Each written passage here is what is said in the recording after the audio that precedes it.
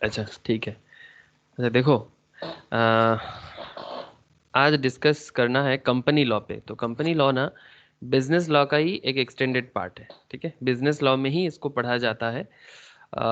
किसी किसी का कंपनी लॉ एक स्पेशल पेपर भी होता है, जैसे कि सीएमए इंटर लेवल में स्पेशल पेपर है। फाउंडेशन लेवल में इसको आपको बिजनेस लॉ के अंदर पढ़ा जाता है। सीएमए इंटर में भी इसको बिजनेस एंड कॉमर्शियल लॉ के अंदर पढ़ा जाता है। बट अल्टीमेटली कंपनी लॉ है तो कंपनी लॉ। ठीक है, तो हम लोग पूरा का पूरा इस क्लास में बात करेंगे, एकदम कंपनी लॉ पे ही बात करेंगे कि कंपनी लॉ जो है ये कंपनीज एक्ट 2013। अब 2013 इसलिए नाम लिया जा रहा है बिकॉज ये कंपनी लॉ 2013 में बिल्डअप किया गया। सर क्या इससे पहले कंपनी लॉ नहीं था? हाँ सर, इससे पहले कंपनी लॉ था। इससे पहले 1956 में, मैं बस आपको आफ्टर इंडिपेंडेंस का बात ही कहूँगा अभी।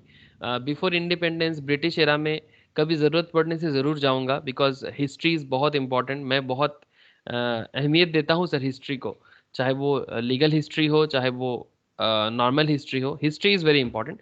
बट करेंटली हम लोग सिर्फ मतलब पोस्ट ब्रिटिश पीरियड में जो भी बिल्डअप हुआ है उसी में बात करेंगे।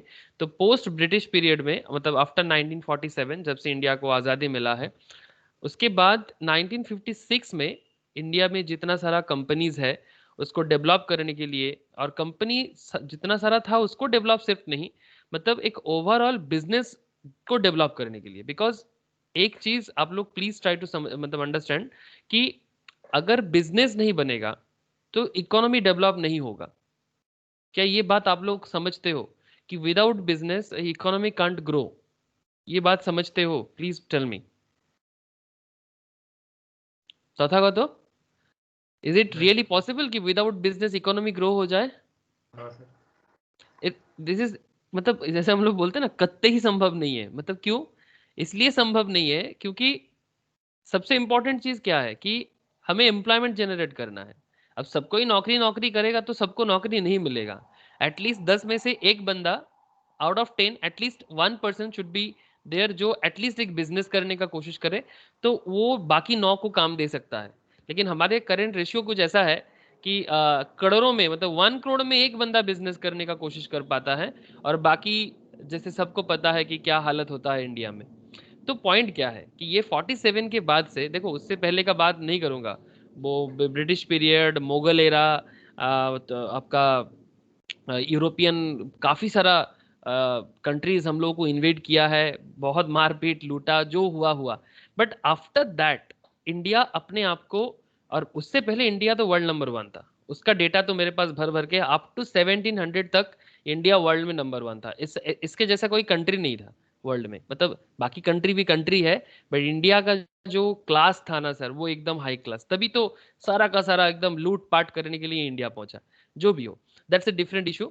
लेकिन पॉइंट है, मतलब इतना एसेट्स है हमारे पास तो तभी तो सबको इतना अट्रैक्ट करते हैं। तो पॉइंट क्या है कि जैसे ब्रिटिश लोग चले गए, उसके बाद हम लोगों ने क्या कोशिश किया कि चलो भाई इंडिया में अपना खुद का कंपनी बनाते हैं, खुद का कंपनी, खुद का बिजनेस, एवरीथिंग। अब पॉइंट है कि इतना सारा कंपनी को बिल्डअप करने के बाद इसका लीगल मैटर्स को संभालेगा कौन? इसका जो लीगलिटीज है इसको कैसे मेंटेन किया जाए? तो इसको बिल्डअप करने के लिए 1956 में, मतलब 47 जस्ट 8 years लेटर, 47 के जस्ट 8 साल बाद 56 में कंपनी लॉ बनाया गया।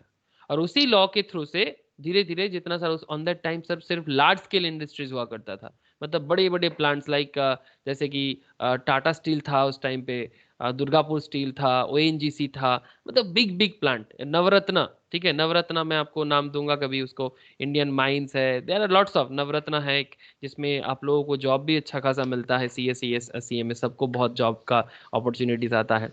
तो I will discuss this things later. But point है कि इतना सारा कंपनी को मैनेज करना, उसका लीगल मैटर्स को देखना, और फर्दर जो कंपनी बिल्डअप होगा उसका लीगलिटीज को देखना। एंड कंपनी रहेगा, बिजनेस रहेगा, एम्प्लॉयमेंट क्रिएट होगा, इकोनॉमी ग्रोथ होगा, तब जाके एक कंट्री रन हो पाएगा। And from this point of view company law एक बहुत ही अहम, बहुत ही इंपॉर्टेंट एक टॉपिक होता है। आई होप कि आप लोग मेरा बैक मतलब जो बैकग्राउंड है सब्जेक्ट का ये समझ पा रहे हो। क्लियर हो रहा है ना रोशनी, बैकग्राउंड क्या है कंपनी लॉ का? है ना सर। ओके, तो चलो सर बैकग्राउंड तो देख लिए। मतलब स्टोरी थोड़ा बहुत सुन लिए। एक्चुअली हर चीज़ कहानी की तरह सोचो, जैसे कहानी सुनने में सबको बड़ा मज़ा आता है, मैं जितना समझता हूँ।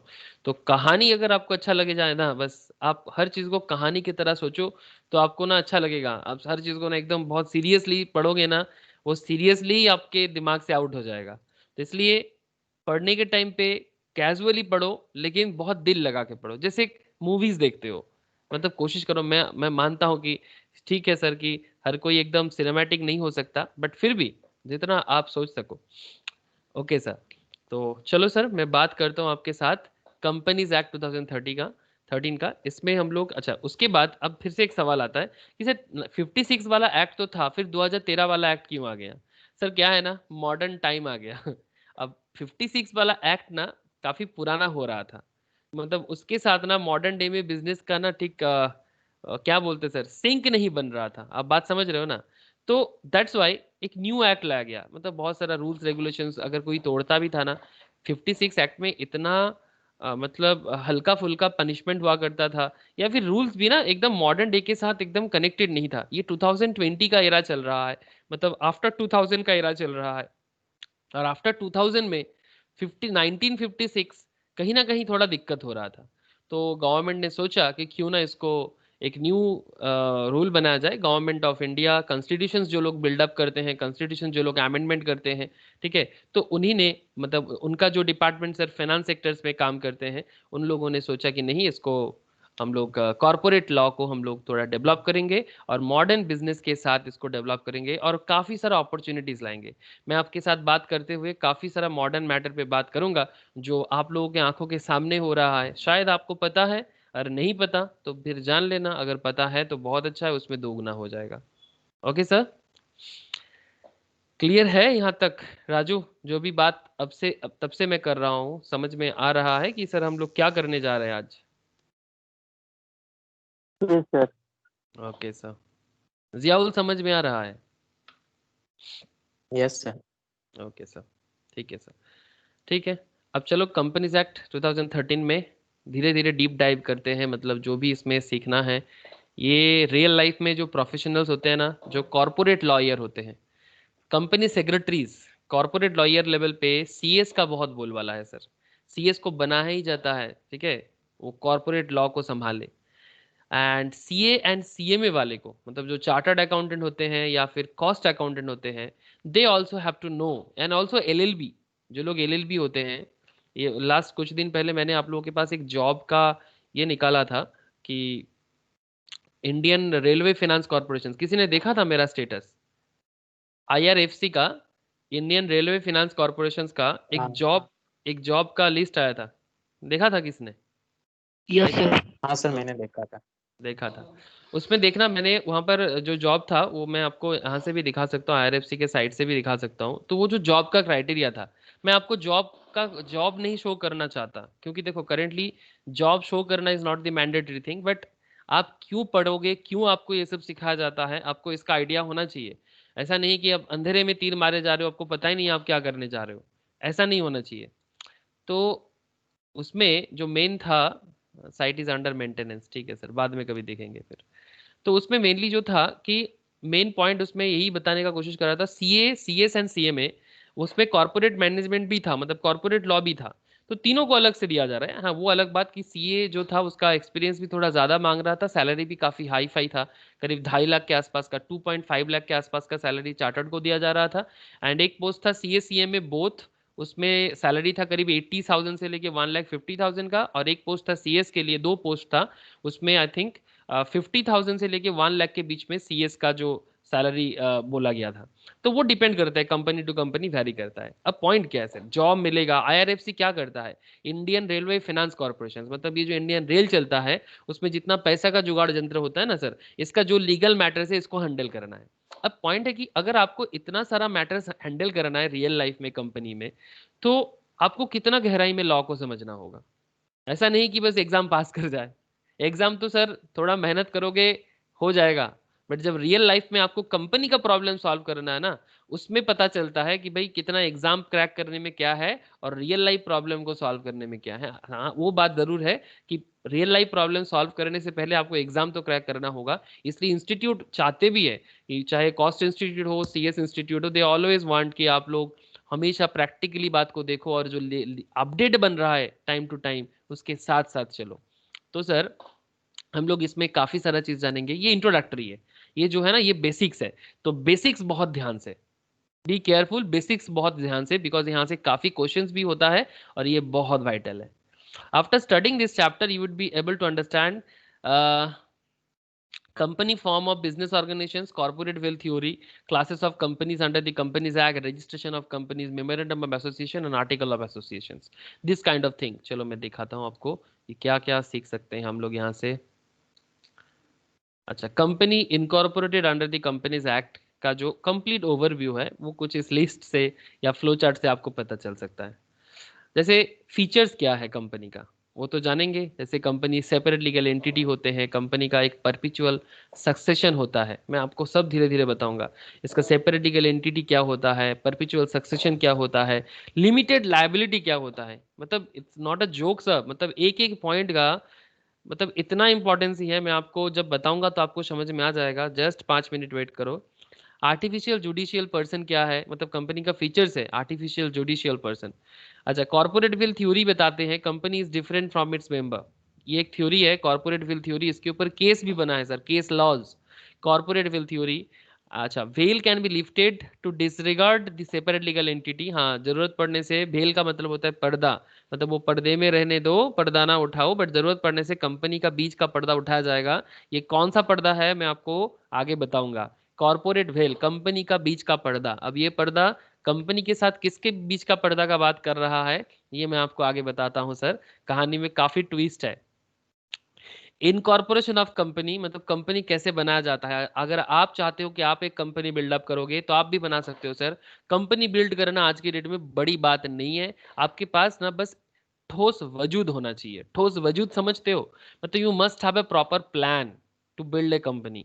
बट बहुत पैसा का जरूरत भी नहीं है और बहुत ज्यादा रोक टोक भी नहीं है। मतलब पहले के जमाने में क्या होता था, मतलब अगर आप 1980s 1990s के टाइम पे कंपनी बिल्ड करने का सोचते थे ना, उस टाइम पे बात बात में हर जगह में पैसा खिलाना पड़ता था कि भाई यहाँ पर एक मतलब उसको हम लोग बोलते थे मतलब रेड कॉरिडोर काइंड ऑफ, मतलब red corridor in the sense हर जगह में, मतलब लाल फीता, लाल फीता इन द सेंस हर जगह में रोक टोक, नहीं इसमें नहीं होगा, ये टेबल नहीं, वो टेबल में जाओ, वो टेबल नहीं, वो टेबल में जाओ। आज का जमाना वैसा नहीं है। आज के डेट में बिजनेस बिल्ड करना काफी आसान हो गया है। और तो और कंपनी बिल्ड करना तो और आसान हो गया है। एनीबडी कैन बिल्ड, बस वही proper plan and proper business होना चाहिए। Registered company with ROC. ROC कौन होता है सर? Registrar of companies. अपने कोलकाता में आरओसी का ऑफिस है सर, निजाम पैलेस, रविंद्र सदन में। ऐसे हर स्टेट में एक आरओसी होता है। मैं आपको बता दूं, ये फाइनेंशियल जीके भी है, this is also financial GK. Her state में एक आरओसी है। इंडिया में ऐसा 2 स्टेट है जिसमें 2 आरओसी है। कोई बोल सकते हो? आरओसी का मतलब है सर रजिस्ट्रार ऑफ कंपनीज, जहां कंपनी को रजिस्टर करना पड़ता है कि भाई ये कंपनी है तो कहाँ रजिस्टर है, आरओसी में रजिस्टर है। इंडिया में ऐसा 2 स्टेट है जिसमें 2 आरओसी है। कोई कॉमन सेंस लगा सकते हो? आइडिया है किसी के पास? ना भी हो सकता है, मैं बस ऐसे ही पूछ लिया कि अगर कोई किसी के पास आ जाए तो। महाराष्ट्र। महाराष्ट्र। रोशनी ने बताया महाराष्ट्र। और एक तमिलनाडु। तमिलनाडु। अरे बाप रे, सही बात है एकदम, गजब बोल दिया रे। क्यों बोला ऐसा? महाराष्ट्र, तमिलनाडु, विश्वजीत ने बोला, रोशनी ने बोला, क्यों, सर वाई क्यों महाराष्ट्र? क्योंकि सर क्योंकि वहाँ बहुत सारा कंपनी। अच्छा, वेरी गुड विश्वजीत, कि क्योंकि वहां पर बहुत सारा कंपनीज है। Very good sir. Tamil Nadu and Maharashtra, मतलब इससे ना आपको स्टेट का डेवलपमेंट का पता चल सकता है। ये पॉलिटिकल लीडर लोग ना बहुत कुछ बोलता है हर स्टेट में, ठीक है, मैं स्टेट का नाम नहीं लूंगा, बट आप लोग तो पढ़ा लिखा बंदा बन रहे हो ना, यू आर एजुकेटेड, तो प्लीज ट्राई टू अंडरस्टैंड कि जबरदस्ती हाँ में हाँ नहीं भरना है। एडुकेटेड इंसान का यही एक बहुत अच्छा कैरेक्टरिस्टिक होता है कि मतलब ऐसा नहीं कि हमारा नेता जो भी बोले हम मान ले, ऐसा नहीं। एडुकेटेड बंदा सवाल करता है कि जो बोला क्या वो सही सच में है, उसके पास प्रूफ दिखना जरूरी होता है। तो जैसे बंगाल हर चीज में फास्ट है, मतलब ऐसे डेटा दिया जा रहा है, लेकिन सर जब बिजनेस का बात है, एम्प्लॉयमेंट का बात है, उसमें देखो सर महाराष्ट्र बहुत बड़ा है, बंगाल से काफी, तमिलनाडु और महाराष्ट्र दोनों साइज में बहुत बड़ा है। फिर भी ये लोग देखो अपने आप को बिल्डअप करने का कोशिश कर रहा है, मतलब हम लोगों को कुछ सीखना चाहिए। आई जस्ट वांट टू से, वो अलग बात कि सर एज ए बंगाली मैं बहुत दिल से मानता हूँ कि बंगाल में बहुत कुछ आना बहुत जरूरी है, तभी मैं बोलता हूँ। तो महाराष्ट्र तमिलनाडु में 2 आरओसी है बिकॉज वहाँ कंपनी ज्यादा है। ओके, ये आरओसी का खेल है, हम लोग क्या है जानेंगे आगे आगे। अच्छा, for easy filing follow spice. Spice ना कंपनी बिल्डअप करने का एक तरीका है, मैं आपको आगे बताऊंगा। सिंप्लीफाइड एक तरीका है, उसको स्पाइस बोलते हैं। क्यों बोलते हैं आगे चर्चा होगा, ये तो बस ट्रायल मतलब ट्रेलर चल रहा है। शेयर कैपिटल, इसमें आपके पास क्या है सर, कितना तरह का शेयर कैपिटल होता है। कंपनी जो बनता है ना उसको कैपिटल लेके आना पड़ता है, और वो कैपिटल का भी ना तरह होता है। तरह मतलब टाइप्स, जिसमें इक्विटी शेयर मतलब इशूड क्या होता है, कॉल्ड अप होता है, पेड अप होता है। ये सब चीज आप लोग शायद बचपन में 11-12 लेवल में थोड़ा बहुत जरूर पढ़े हो, बट इसका लीगलिटीज बहुत इंपॉर्टेंस ही है। मैं आपको आगे बताता हूँ इसके बारे में भी। Shares, equity shares, preference shares, ये भी होता है। कंपनी है तो फिर 2 तरह का शेयर्स होगा, equity and preference. And MOA and AOA, memorandum of associations and article of associations. In simple बोले तो एमओए क्या है जानते हो सर? एमओए है कॉन्स्टिट्यूशंस। ध्यान से सुनो, नोट्स तो मिल जाएगा, don't worry. MOA is the constitutions of company और एओए रूल बुक। मतलब थोड़ा डिफरेंस क्या है कि कॉन्स्टिट्यूशंस में लिखा होता है मैक्सिमम क्या क्या फॉलो हो सकता है, और एओ में लिखा होता है कि जो डे टू डे फॉलो होता है। कॉन्स्टिट्यूशंस में ये लिखा होता है कि मैक्सिमम क्या क्या फॉलो हो सकता है, कि इसी के अंदर कंपनी को अपने आप को चलाना पड़ेगा। और एओए जो डे टू डे काम होता है उसको एओ में लिखा जाता है। फुल फॉर्म तो इसका मेमोरेंडम ऑफ एसोसिएशन है, और एओए का फुल फॉर्म है आर्टिकल ऑफ एसोसिएशन। जैसे यहाँ पर देख सकते हो आप, एमओए जो है वो define object and scope of work of a company, and company can not go beyond the scope defined. MOA के बियॉन्ड में कंपनी नहीं जा सकता। और आर्टिकल ऑफ एसोसिएशन में अगर मैं बात करूं तो ये defines rules regulations by laws of company, and company has power to alter in AOA through special resolutions. मतलब जरूरत पड़ने से एओए को बदलना जा सकता है, बट एमओए को बदलना मतलब काफी टफ है सर, बिकॉज वो कॉन्स्टिट्यूशन है। उसको मतलब कॉन्स्टिट्यूशन मतलब कंपनी लेवल में एक highest level of what objective. रोज रोज किसी का ऑब्जेक्टिव बदल सकता है सर, रोज रोज ऑब्जेक्टिव बदला जा सकता है। अगर किसी का ऑब्जेक्टिव रोज बदल जाए तो वो कहीं का नहीं रहता है। मैं आपको बताता हूँ कि मैंने ऐसा देखा, स्टूडेंट्स के माइंड में ऐसा चलता है कि जब वो स्पेशली 11-12 पास करता है या 10th लेवल पास करता है, फिर उसके दिमाग में चलता रहता है कि मैं ये बनूंगा, कभी वो बनूंगा, कभी तीसरा बनूंगा, कभी चौथा बनूंगा। मुझे नहीं पता मुझे क्या बनना है, बट मैं रोज कुछ ना कुछ सोचता रहता हूँ। जब तक मुझे एक पर्टिकुलर वे ना मिल जाता है ना लाइफ में, तब तक ना मैं किसी घाट का नहीं रहता। और जिसका ऑब्जेक्टिव प्रॉपर नहीं होता वो किसी घाट का नहीं रहता। तो एमओए वो एक ऐसा चीज है जिसमें ऑब्जेक्टिव डिफाइन किया जाता है, और कंपनी अपना ऑब्जेक्टिव रोज रोज चेंज नहीं कर सकता। मतलब आज वो एडुकेशन दे रहा है, कल बोलेगा हम कोयला बेचेगा। बात समझ रहे हो ना? आज जो कंपनी एजुकेशन बेच रहा है या एजुकेशन को सर्विस में दे रहा है, कल वो बोल रहा है नहीं नहीं मैं तो कोल माइन चलाता हूँ, परसों बोलेगा नहीं मैं तो आईटी कंपनी चलाता हूँ। ऐसा नहीं होता। मतलब आपका ऑब्जेक्टिव आप रोज रोज चेंज नहीं कर सकते। That's how a company should build. तो वो कॉन्स्टिट्यूशन है, बट हाँ लिटिल बिट रूल्स वगैरह चेंज हो सकता है। एंड सर बाकी चीज तो आप लोगों को मैं धीरे धीरे, जैसे शेयर्स के अंदर भी uniform rights with differential voting rights, वो भी बात करेंगे। तो ये तो सर एक ट्रेलर था कि कंपनी लॉ के अंदर क्या क्या जानना है। ये पूरा का पूरा बेसिक कंपनी लॉ है इसमें, और उसके बाद डिटेल्स चैप्टर होगा, मैं आपको उसमें बाद में जाऊंगा। फिर पहले तो बेसिक क्लियर कर लूँ, इसमें थोड़ा टाइम लगेगा मेरा, बिकॉज मैं टाइम लेता हूँ बेसिक में। बेसिक जितना स्ट्रांग रहेगा आप उतना ज्यादा स्ट्रांग बनोगे कंपनी लॉ में। अच्छा, तो यहाँ तक का मेरा सवाल है आप सबसे, राजू, तथागत, जियाउल, सबको पूछ रहा हूँ कि समझ में आ रहा है सर कि कहाँ जाना है, क्या करना है? Yes sir. Okay sir. अभी तक माइंड में कोई क्वेश्चन आई होप नहीं आया, जब आएगा जरूर पूछना, डोंट वरी। बट मैं कोशिश करता रहता हूँ कि आपका हर सवाल का जवाब पहले ही दे दूँ। फिर भी कभी बाकी रह जाए तो पूछ लेता हूँ बाद में, लास्ट में पूछूंगा ना आपसे कि सवाल हो तो करो। তথাগত বোঝা যাচ্ছে? তথাগত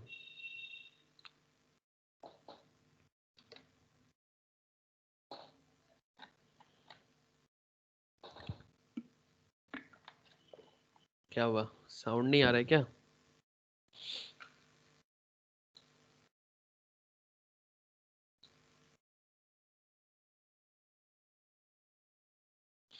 नेटवर्क इश्यूज हो गया क्या? सर आ रहा है आवाज। आ रहा है, तथागत तो नहीं दिख रहा है। एक सेकेंड।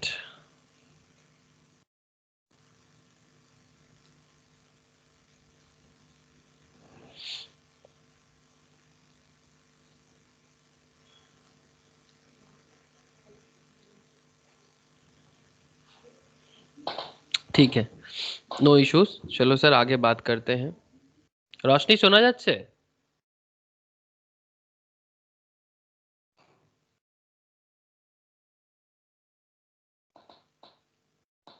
राजू, साउंड क्लियर है कि नहीं है? हाँ सर क्लियर। ओके ठीक है, तो फिर उनका अपना पर्सनल कुछ प्रॉब्लम हो सकता है। ठीक है, तो देखो, Companies act 2013 was enacted to consolidate and amend the law relating to the companies. The companies act 2013 was preceded by the companies Act 1956। मैं आपको स्टार्टिंग में ही बोल रहा था ना कि ये जो कंपनीज एक्ट 2013 है, इससे पहले जो एक्ट हुआ करता था इंडिया में कंपनी को हैंडल करने के लिए, वो था 1956 वाला एक्ट।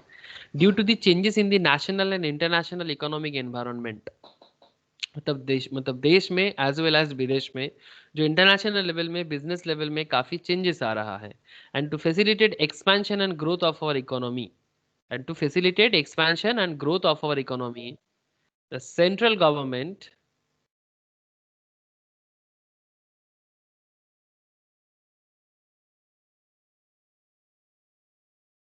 the central government ने क्या किया? The central government decided to replace companies Act 1956 with new legislations. तो क्यों 1956 एक्ट को हटा के 2013 को पूरा पूरी चेंज किया गया? बिकॉज काफी जरूरत था। The companies act 2013 contains 470 sections. Please याद रखना सर, जहां जहां मैं गोला करते हुए जाऊंगा इसको आपको दिमाग में रखना है, और जब बाद में आप इस वीडियो को फिर से सुनो या फिर जब आपको मैं नोट्स प्रोवाइड करूं तो आप भी इसको अपने हिसाब से गोला कर लेना, ठीक है? तो the companies act 2013 contains 470 sections and 7 schedules. 470 section है इसमें और 7 शेड्यूल। शेड्यूल का मतलब होता है सर लिस्ट, तालिका। बंगाली में हम लोग बोलते हैं इसको तालिका या फिर लिस्ट। इसका मतलब 470 सेक्शन है और 7 शेड्यूल्स में इस पूरा का पूरा कंपनीज लॉ एक्ट को बताया गया है। The entire act has been divided into 29 chapters, और पूरा का पूरा एक्ट को 29 चैप्टर के थ्रू से बताया गया है। जैसे आप लोग किताब पढ़ते हो ना, वैसी तरह चैप्टर्स। ये substantial part original company law का मतलब किताब जो होता है ना, ओरिजिनल जो कंपनी लॉ, मतलब अगर आप मार्केट में ढूंढोगे तो मिलता है कंपनी लॉ का, ओरिजिनल में मिलता है उसमें, ऐसे इसी तरह से कंपनी एक्ट 2013 का किताब बुक।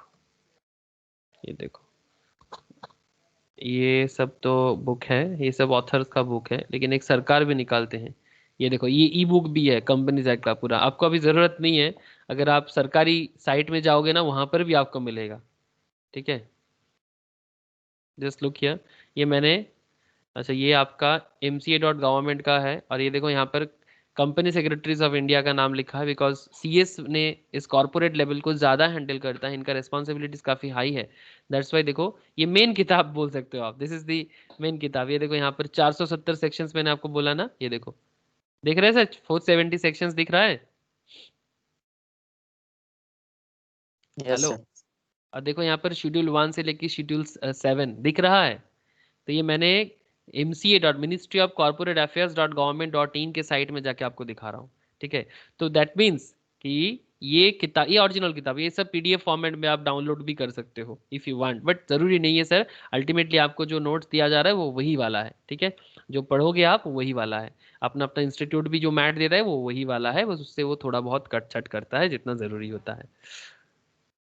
ओके, तो 470 section, 7 schedules. The entire act has been divided into 29 chapters.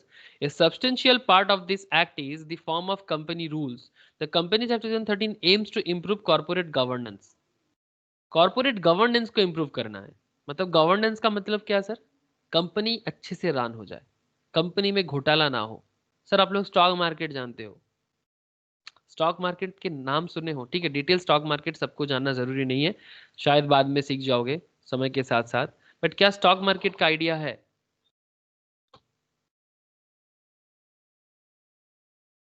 ये सेंसेक्स, निफ्टी, सुने हो सर ये सब चीजों के बारे में? Yes sir.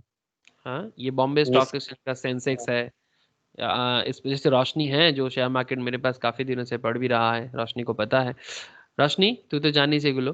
तो ये जो शेयर मार्केट चलता है, सेंसेक्स होता है, निफ्टी, ठीक है, इसमें करीब 30 कंपनीज है। ऐसे तो टोटल इंडिया में जो स्टॉक मार्केट लिस्टेड करीब 7-8 हज़ार कंपनी है सर, ठीक है। उसमें सेंसेक्स के अंदर टॉप 30 कंपनीज एंड निफ्टी के अंदर टॉप 50 कंपनीज होते हैं, ठीक है। ये जो निफ्टी है मतलब ये स्टॉक मार्केट के बारे में बताते हैं आपको, ठीक है, कि भाई हमारा मार्केट कैसे जा रहा है। इसमें 50 कंपनीज, निफ्टी 50 मतलब टॉप 50 कंपनीज चल रहा है। तो पॉइंट क्या है कि जो कंपनीज अच्छा चल रहा है इसका मतलब इसका गवर्नेंस अच्छा जा रहा है।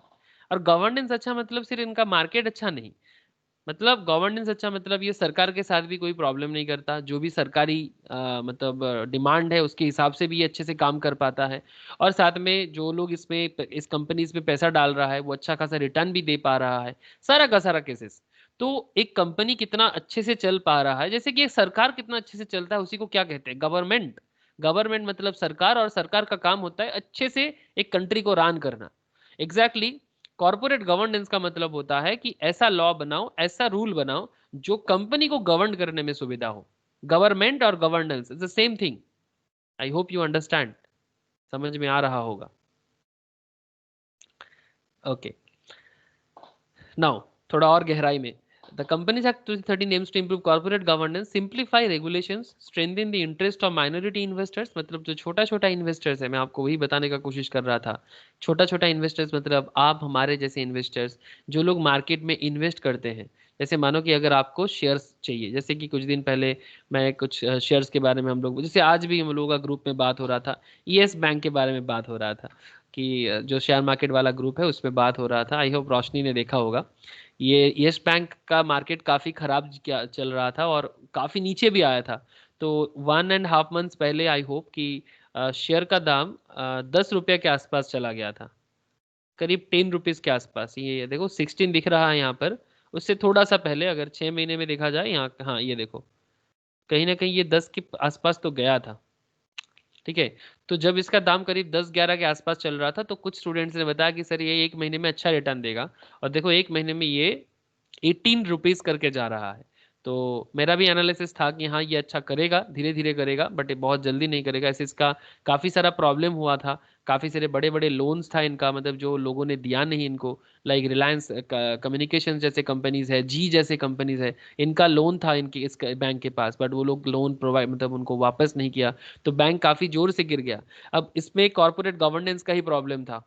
अगर इतना गवर्नेंस सही होता ना तो सही टाइम पे इसको रोका जा सकता था और ये कंपनी का ऐसा हालत नहीं होता। अगर आप देखो इस कंपनी का हाईएस्ट शेयर का दाम गया है 400, देख पा रहे हो सर? हाईएस्ट दाम गया है करीब 400 के आसपास। कितना जा रहा है सर? हाँ 300, 350, हाँ 400 के आसपास कंपनी का हाईएस्ट दाम गया है, वहां पर 18 रुपया चल रहा है। मतलब कुछ तो बहुत गड़बड़ हुआ होगा कंपनी में कि एक 400, एक शेयर का दाम 400 हुआ करता था, अभी एक शेयर का दाम ओनली 18 रुपया हुआ कर रहा है। कुछ दिन पहले तो और कम हुआ करता था। तो पॉइंट क्या है, कुछ तो गड़बड़ हुआ था। तो exactly there are lots of things जो माइनॉरिटी शेयर होल्डर्स है उनको भी देखना है। तो कंपनीज लॉ का बहुत बड़ा काम है सर। आई होप कि आप लोग धीरे धीरे समझ पाओगे, ठीक है। बट मैं जितना हो सकता है थोड़ा बहुत कोशिश कर रहा हूँ। And for the first time legislate the role of whistleblowers. Whistleblower को क्या होता है? व्हिसल ब्लोअर्स मतलब होता है सर जो लोग कंपनी के अंदर रह के ना, कंपनी के अंदर अगर कुछ खराबी देखेगा ना तो सीटी मारेगा। अब सीटी कैसे मारेगा? कि अगर मानो कि कोई कंपनी का एम्प्लॉय है, इनका नाम हमेशा छुपाया जाता है बिकॉज आप समझ रहे हो ना नाम क्यों छुपाया जाता है? कि कोई कंपनी है वो अंदर ही अंदर में कुछ गलत डिसीजंस ले रहे हैं जो शेयर होल्डर्स के अगेंस्ट में जाएगा। बिकॉज कंपनी शेयर होल्डर्स के पैसे से बिजनेस करते हैं और आप शेयर होल्डर्स को ठग नहीं सकते। और ऐसे कॉन्सेप्ट में अगर कोई किसी एम्प्लॉय को ऐसा लगता है या फिर ऑर्गेनाइजेशन के अंदर किसी को भी कि कंपनी कुछ तो गलत कर रहा है। और अगर ये बात आरओसी तक पहुंचते हैं या फिर कॉर्पोरेट अफेयर्स तक, मिनिस्ट्री ऑफ कॉर्पोरेट अफेयर्स तक पहुंचते हैं, तो उस पर्टिकुलर कंपनी के अगेंस्ट में या डायरेक्टर के अगेंस्ट में, नॉर्मली डायरेक्टर पोस्ट में चार्टर्ड लोग होते हैं, कॉस्ट अकाउंटेंट लोग होते हैं, या even company secretaries are also there, ठीक है, तो इनको ये लोग तो पहले जाके बोलेगा भाई क्या कर रहे हो। और जिन्होंने व्हिसल ब्लो किया ना, उनको कुछ नहीं करेगा, वो तो उसको तो मतलब बधाई देगा, लेकिन वो उनका नाम छुपाया जाता है। तो इसको भी ना कंपनीज एक्ट ना एक बहुत बड़ा मतलब ये दिया, क्योंकि कंपनी पब्लिक के पैसे से बिजनेस करता है। मतलब मैं पब्लिक कंपनीज के केस में बोल रहा हूँ, जो पब्लिक लिमिटेड कंपनीज है, जैसे ये सब कंपनीज, यस बैंक, रिलायंस, बहुत सारा, ठीक है, मतलब देयर आर, मैं आपको बोल रहा था ना कितना सारा कंपनीज है, बीएससी एनए से मिला के करीब 7-8 हजार कंपनीज है। इसलिए मैं काफी बार मेरे स्टूडेंट्स को ये भी बोलता हूँ कि स्टॉक मार्केट का पढ़ाई करते रहो साथ साथ, क्योंकि ना स्टॉक मार्केट आपको इकोनॉमी का इतना बड़ा दिशा दिखा सकता है जो आप सोच भी नहीं सकते। कि आपका हर एक पढ़ाई, मतलब ये स्टॉक मार्केट जो फाइनेंस का एक ऐसा पार्ट है ना, आपका नॉलेज को इतना एनहांस कर सकता है कि आप हर चीज को ना कनेक्ट कर पाओगे, एवरीथिंग यू कैन कनेक्ट। चाहे आप कंपनी लॉ पढ़ो, चाहे आप अकाउंटेंसी पढ़ो, चाहे आप इनकम टैक्स पढ़ो, चाहे आप फाइनेंशियल मैनेजमेंट पढ़ो, चाहे आप कॉस्टिंग पढ़ो, चाहे आप मैनेजमेंट अकाउंटिंग पढ़ो, वट एवर सब्जेक्ट, चाहे आप इकोनॉमिक्स पढ़ो। That's why I normally recommend students की इफ पॉसिबल देन मतलब concurrently at least basics of share market तो जरूर करना, बिकॉज वो आपको काफी मतलब हेल्प करता है बाकी हर चीज को समझने के लिए। जरूरी नहीं कि आप लोगों को मैं करने बोल रहा हूँ, it's just a suggestion. Okay, तो रिलायंस, जैसे रिलायंस का शेयर के बारे में बात कर रहा हूँ, तो रिलायंस का शेयर देखो आप 1914.55, ओके, 1914.55 रुपये पैसा। तो कुछ कुछ दिन पहले का अगर मैं बात करूँ तो ये 2300-2400 में भी चल रहा था, ठीक है। फिर धीरे धीरे ये फिर से कम हो गया। चलो मैं शेयर में नहीं बता रहा हूँ, मैं बस इतना कह रहा हूँ कि ये जो कंपनी के अंदर व्हिसल ब्लोइंग हो सकता है, माइनॉरिटी इन्वेस्टर्स को हेल्प किया जाता है, ताकि कंपनी लॉ अच्छे से काम करे और जो लोग शेयर मार्केट में इन्वेस्ट कर रहा है उनका पैसा भी सेफ रहे। बात समझ में आ रहा है? Please tell me. Yes, sir. Sir, I have a question. बोलो sir. Sir, Companies Act only क्या है, ज्यादातर अप्लाई किस पे होता है? इसी बिग कंपनीज है, फिर स्मॉल कंपनीज है और sole every every proprietorship? Company, हर तरह की कंपनीज एवरी में कंपनीज लॉ लागू होता है, छोटा से लेके इतना बड़ा तक सब में लागू होता है। मतलब रिलायंस जैसे बिग कंपनी से लेके एकदम एक नॉर्मल सा प्राइवेट कंपनी बन रहा है, उसके लिए भी कंपनी लॉ एप्लीकेबल है। एप्लीकेबल तो सभी के लिए है, जो भी कंपनी बनाएगा वो सबके लिए। अब धीरे धीरे देखो ना, जैसे हम लोग आगे बढ़ते जाएंगे ना, तुमको पता चल जाएगा कि ये इसका एप्लीकेबिलिटी एरिया कितना वास्ट है, बहुत वास्ट है इसका एप्लीकेशन एरिया। और आजकल तो कंपनी का एरिया भी काफी बड़ा हो जाएगा। आजकल तो एक जन भी एक कंपनी बना सकते हैं, मतलब एक सिंगल पर्सन भी कंपनी बना सकता है, ऐसा रूल भी आ गया जिसको हम लोग 1% कंपनी कहते हैं। ओके, तो this enactment seeks to make our corporate regulations more contemporary. Contemporary मतलब जो समय के साथ साथ चलेगा, ठीक है, समय के साथ साथ चलेगा। मतलब कंपनी लॉ एक ऐसा है ना जो ऑलवेज अपडेट होता है, बिजनेस ऑलवेज चेंज हो रहा है, और चेंजिंग बिजनेस एनवायरनमेंट के साथ कंपनी लॉ अपने आप को एक कंटेम्पोररी बना रहे हैं। आप लोग कंटेम्पोररी डांस फॉर्म होता है कि मैं जितना जानता हूँ, होता है ना एक डांस फॉर्म कंटेम्पोररी। रोशनी, रोशनी है कि नहीं है? है दादा। तो बेसिकली कॉन्टेम्पोररी मतलब जो समय के साथ साथ जो भी एक्टिविटीज है वो सारा का सारा। अब applicability of the companies act, अभी मुझे पूछ रहा था जियाउल की सर इसका एप्लीकेशंस कहाँ होता है। जस्ट लुक दिया, the provisions of this act shall apply to companies incorporated under this act or under any previous company law. मतलब अगर आप कंपनी बना रहे हो तो फिर कंपनी लॉ के अंडर रह के ही बनाना पड़ेगा, और अगर आप कंपनी बना रहे हो तो आपके पास और कोई चारा नहीं है। मतलब without company law you can not form A company. मतलब अगर आप एक प्राइवेट लिमिटेड कंपनी, मतलब प्राइवेट कंपनी बना रहे हो, अगर आप एक पब्लिक कंपनी बना रहे हो, जो भी कंपनी बनाओ, either you can build a private company or you can build a public company. Sir what is the difference, सब बताऊंगा आगे आगे, फिर भी बता दे रहा हूँ। प्राइवेट कंपनी मीन्स अब प्राइवेट लेवल पे कुछ लोग मिलके मैक्सिमम 200 लोग मैक्सिमम ज्वाइन कर सकते हैं, मिनिमम 2 जन ज्वाइन कर सकता है, और आपने एक कंपनी बनाया। सर ये पब्लिक क्यों नहीं है? पब्लिक तब होता है जब आप पब्लिक से पैसा लेते हो, जैसे कि स्टॉक मार्केट लिस्टेड कंपनी, जो शेयर मार्केट होता है ना सर, जैसे शेयर मार्केट लिस्टेड कंपनी, ये हो जाएगा आपका पब्लिक लिमिटेड कंपनी, है ना विश्वजीत? राजू समझ में आ रहा है ना? Yes okay, yes. तो अगर कंपनी स्टॉक मार्केट लिस्टेड हो या फिर अगर कंपनी, अच्छा सर पब्लिक कंपनी मतलब सर क्या सिर्फ stock market listed company? Sir stock market listed company को पब्लिक मतलब पब्लिक कंपनी ज्यादा बोला जाता है, लेकिन हाँ और एक कंपनी भी है जिसको हम लोग पब्लिक कंपनी बोल सकते हैं, government company. Government company is also public company. Sir क्यों? बिकॉज गवर्नमेंट का पैसा तो पब्लिक का ही पैसा है भाई। मतलब चाहे आप SAIL, Steel Authority of India Limited, ONGC, Oil and Natural Gas Commissions, ये HPCL, Hindustan Petroleum, BPCL, Bharat Petroleum, या फिर जो भी गवर्नमेंट कंपनीज आप जानते हो, Coal India, there are lots of insurance companies में एलआईसीआई, फिर आपका जीआईसीआई, जनरल इंश्योरेंस कॉर्पोरेशन, ठीक है, देयर आर लॉट्स ऑफ, मैं आपको नाम बोलते बोलते मैं खुद थक जाऊंगा, but government companies is also private company, sorry public company. कुछ कंपनीज, अच्छा कुछ कंपनीज गवर्नमेंट के साथ साथ स्टॉक मार्केट लिस्टेड भी है। तो जैसे कि जो भी अभी मैं नाम ले रहा था, ये सारा का सारा गवर्नमेंट भी है और स्टॉक मार्केट लिस्टेड भी है, तो ये तो पब्लिक हर तरह से हुआ। कुछ कंपनीज ऐसे भी होते हैं जो गवर्नमेंट भी है लेकिन पब्लिक लिस्टेड नहीं है, मतलब स्टॉक मार्केट लिस्टेड नहीं है। जैसे एक नाम, सर आप लोग वेस्ट बंगाल में एक इलेक्ट्रिसिटी डिस्ट्रीब्यूशन कंपनी है, जैसे कि कोलकाता में सीएसी चलता है और कोलकाता के बाहर रेस्ट ऑफ वेस्ट बंगाल में WBACDCL, नाम सुने हो सर आप लोगों में से किसी ने? WBACDCL, yes sir. West Bengal, West yes Bengal sir. State electricity distribution corporation limited. ये बंगाल के बाहर, मतलब सॉरी कोलकाता से बाहर जो भी एरिया है, एक्सेप्ट टू सम एक्सटेंट, कुछ कोलकाता से बाहर कुछ एरिया में सीएसी चलता है, लाइक हावड़ा में चलता है, चंदन नगर एरियाज में चलता है, 24th परगनास का कुछ एरियाज में चलता है, ठीक है। लेकिन मतलब वो ग्रेटर कलकत्ता में सीएसी है, बट कोलकाता जैसे ही आप निकल जाते हो, जहां भी आपको इलेक्ट्रिसिटी दिखता है ना, वो सारा का सारा WBACDCL का, West Bengal state electricity distribution corporation limited, ये भी पब्लिक लिमिटेड है, बट सर ये कोई स्टॉक मार्केट लिस्टेड कंपनी नहीं है। सर आप लोग न्यू टाउन जानते हो? सर न्यू टाउन को बनाया कौन? न्यू टाउन, हाटको मोड़ बोल के एक मोड़ है ना, हिटको या हाटको, यस, हिट, हाँ हिटको ये मोड। हिटको मोड़, हिटको भवन, हाँ ये हिटको, वेस्ट बंगाल गवर्नमेंट का, ये आपको न्यू टाउन के एकदम बीचों बीच दिख जाएगा, ठीक है, न्यू टाउन के एकदम बीचों बीच, इसी ने, यही कंपनी ने न्यू टाउन को बिल्डअप किया, इसी कंपनी ने इसको बिल्डअप किया। ये स्टेट गवर्नमेंट का एक कंपनी है, हिटको, ठीक है, हाउसिंग इंफ्रास्ट्रक्चरल डेवलपमेंट कंपनी, ठीक है, housing infrastructural development company, that is हिटको। उल्टाडागा में एक स्टॉपेज भी है हिटको के नाम पे, ठीक है। पर सर और एक कंपनी भी है जिसका नाम है हार्डको, नाम सुने हो? जो सर सेंट्रल गवर्नमेंट का है। अब ये जो हिटको है सर, ये न्यू टाउन को बिल्डअप किया और कोलकाता में काफी इंफ्रास्ट्रक्चरल डेवलपमेंट काम करते हैं, ये स्टेट गवर्नमेंट का कंपनी है। बट सर मैं अभी आपको एक कंपनी दिखाने जा रहा हूँ, हार्डको, जो देखो जैसे मैंने हार्डको लिखा, देखो हार्डको शेयर प्राइस दिख रहा है, क्या नाम लिखा है सर?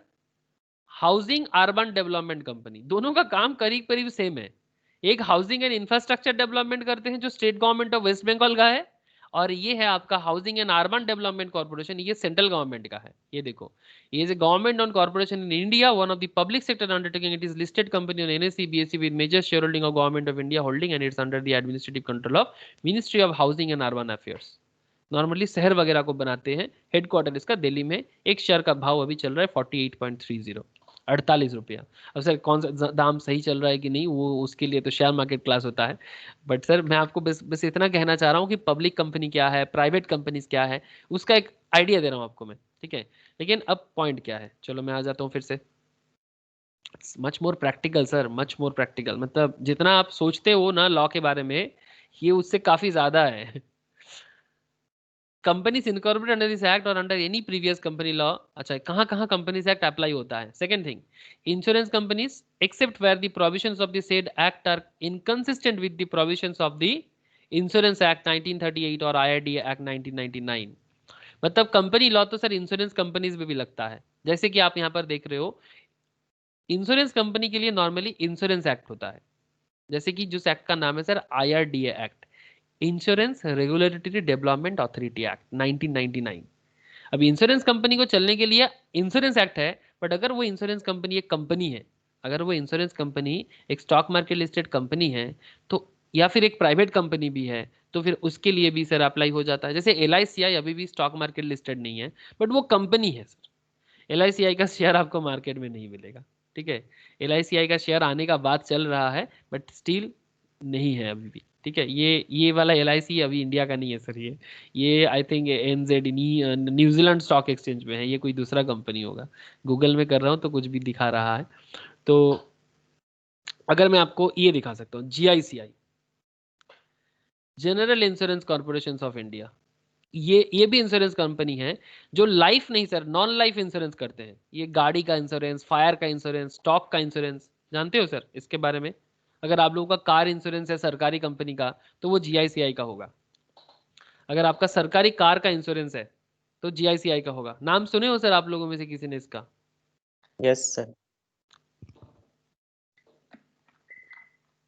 ये स्टॉक मार्केट लिस्टेड है सर। ये देखो इसका स्टॉक का दाम क्या चल रहा है, 142.15। ये 1 साल 1.5 साल पहले आया था, ज़्यादा पुराना नहीं है। देखो 2018-17 में आया था, 400 में लिस्टेड हुआ था। मार्केट काफ़ी अच्छा नहीं गया सर, डाउन ट्रेंड में दिख रहा है। तो क्यों है इसका जवाब तो अभी नहीं होगा सर, वो स्टॉक मार्केट में डिस्कस करते हैं। मतलब वो नहीं तो पागल हो जाएंगे, हम कंपनी लॉ ही नहीं पढ़ा पाएंगे आपको। ओके, तो चलो सर, मैं आपको वही जो समझाने का कोशिश कर रहा था, ये जो इंश्योरेंस है ये इंश्योरेंस एक्ट के थ्रू से चलता है, IRDA एक्ट के थ्रू से। इंश्योरेंस कंपनीज का नॉर्मली जो कॉन्सेप्ट है वो IRDA के थ्रू से चलता है, लेकिन अगर वो कंपनी है तो फिर उसको कंपनीज एक्ट भी फॉलो करना पड़ेगा। तो एप्लीकेशंस आ गया ना सर। अगर कोई बैंकिंग कंपनीज है, बैंकिंग के लिए BR एक्ट है सर, बैंकिंग रेगुलेशन एक्ट 1949 में आया है। लेकिन अगर वो कंपनी है, जैसे कि कोई भी नाम ले लो आप, state bank of India, HDFC, ICICI, बंधन, जो भी नाम ले लो, जो भी बैंक में आप विजिट करते हो, Bank of India, Oriental Bank of Commerce, there are lots of, Dena Bank, Punjab National Bank, Bank of Baroda, whatever name you know, मतलब हर गली में चौराहे में बैंक तो है सर। अब ये बैंक ना सर चलता है BR एक्ट के थ्रू से, बैंकिंग रेगुलेशन एक्ट। बट अगर ये कंपनी है, स्टॉक मार्केट हो या प्राइवेट लेवल पे हो, इसके ऊपर भी कंपनीज एक्ट अप्लाई होता है। जियाउल बात समझ में आ रहा है? Yes sir. Companies engaged in generation of supply of electricity, except where the provisions of the above act are inconsistent with the provisions of the Electricity Act 2003. Sir generation of electricity का बात जब आ रहा है, electricity act एक अलग होता है। जैसे मैं आपको वेस्ट बंगाल का एक बहुत बड़ा प्लांट के पास लेके जा रहा हूँ, Kolaghat thermal power plant, KTPP के नाम से जाना जाता है। अगर मैं गलत बोल रहा हूँ तो मुझे सुधार सकता है राजू, बिकॉज राजू का होम टाउन कोलाघाट है। कोलाघाट थर्मल प्लांट, क्या राजू मैं सही बोल रहा हूँ ना? Yes sir. इसको KTPP बोलते हो तो तुम लोग? हाँ सर। हाँ। ये कोलाघाट थर्मल पावर प्लांट कहाँ चला गया? ये तो उसका कोलाघाट का ब्रिज था। कोलाघाट थर्मल पावर स्टेशन दिख रहा है सर आप लोगों को? इसमें यूनिट है, मतलब पूरा का पूरा वेस्ट बंगाल में मतलब जो भी इलेक्ट्रिसिटी जनरेट होता है, जो भी इलेक्ट्रिसिटी जनरेट होता है उसका एक काफी परसेंटेज कोलाघाट से होता है, जो कोयला से इलेक्ट्रिसिटी जनरेट करता है। और उसको all over West Bengal, even some other states को भी ये डिस्ट्रीब्यूट करता है, जैसे कि झारखंड, उड़ीसा में भी जाता है, बिकॉज वेस्ट बंगाल में इंडस्ट्री कम है ना सर। तो वेस्ट और इलेक्ट्रिसिटी एक ऐसा चीज है, ये देखो इसका 6 यूनिट है। रिसेंटली दुर्गापुर में भी एक था सर, दुर्गापुर के एक यूनिट को बंद किया गया, ये परसों का खबर है। दुर्गापुर थर्मल पावर प्लांट, उसका भी दामोदर वैली कॉर्पोरेशन के थ्रू से चलता है, वो भी एक अलग है। और अपना इसमें भी है, नॉर्थ बंगाल में भी अलग से है, लेकिन साउथ बंगाल में स्पेशली, मतलब बंगाल का जो साधन पार्ट है उसका जो भी इलेक्ट्रिसिटी आज हमारे घर में जो भी लाइट जल रहा है, आपके घर में, आप कोलकाता में हो, जहां भी आप हो, अगर आप साउथ बंगाल में हो तो आपके घर में जो इलेक्ट्रिसिटी चल रहा है ना, उसका जो भी जनरेशन हुआ है वो यहाँ से हुआ है, कोलाघाट से हुआ है।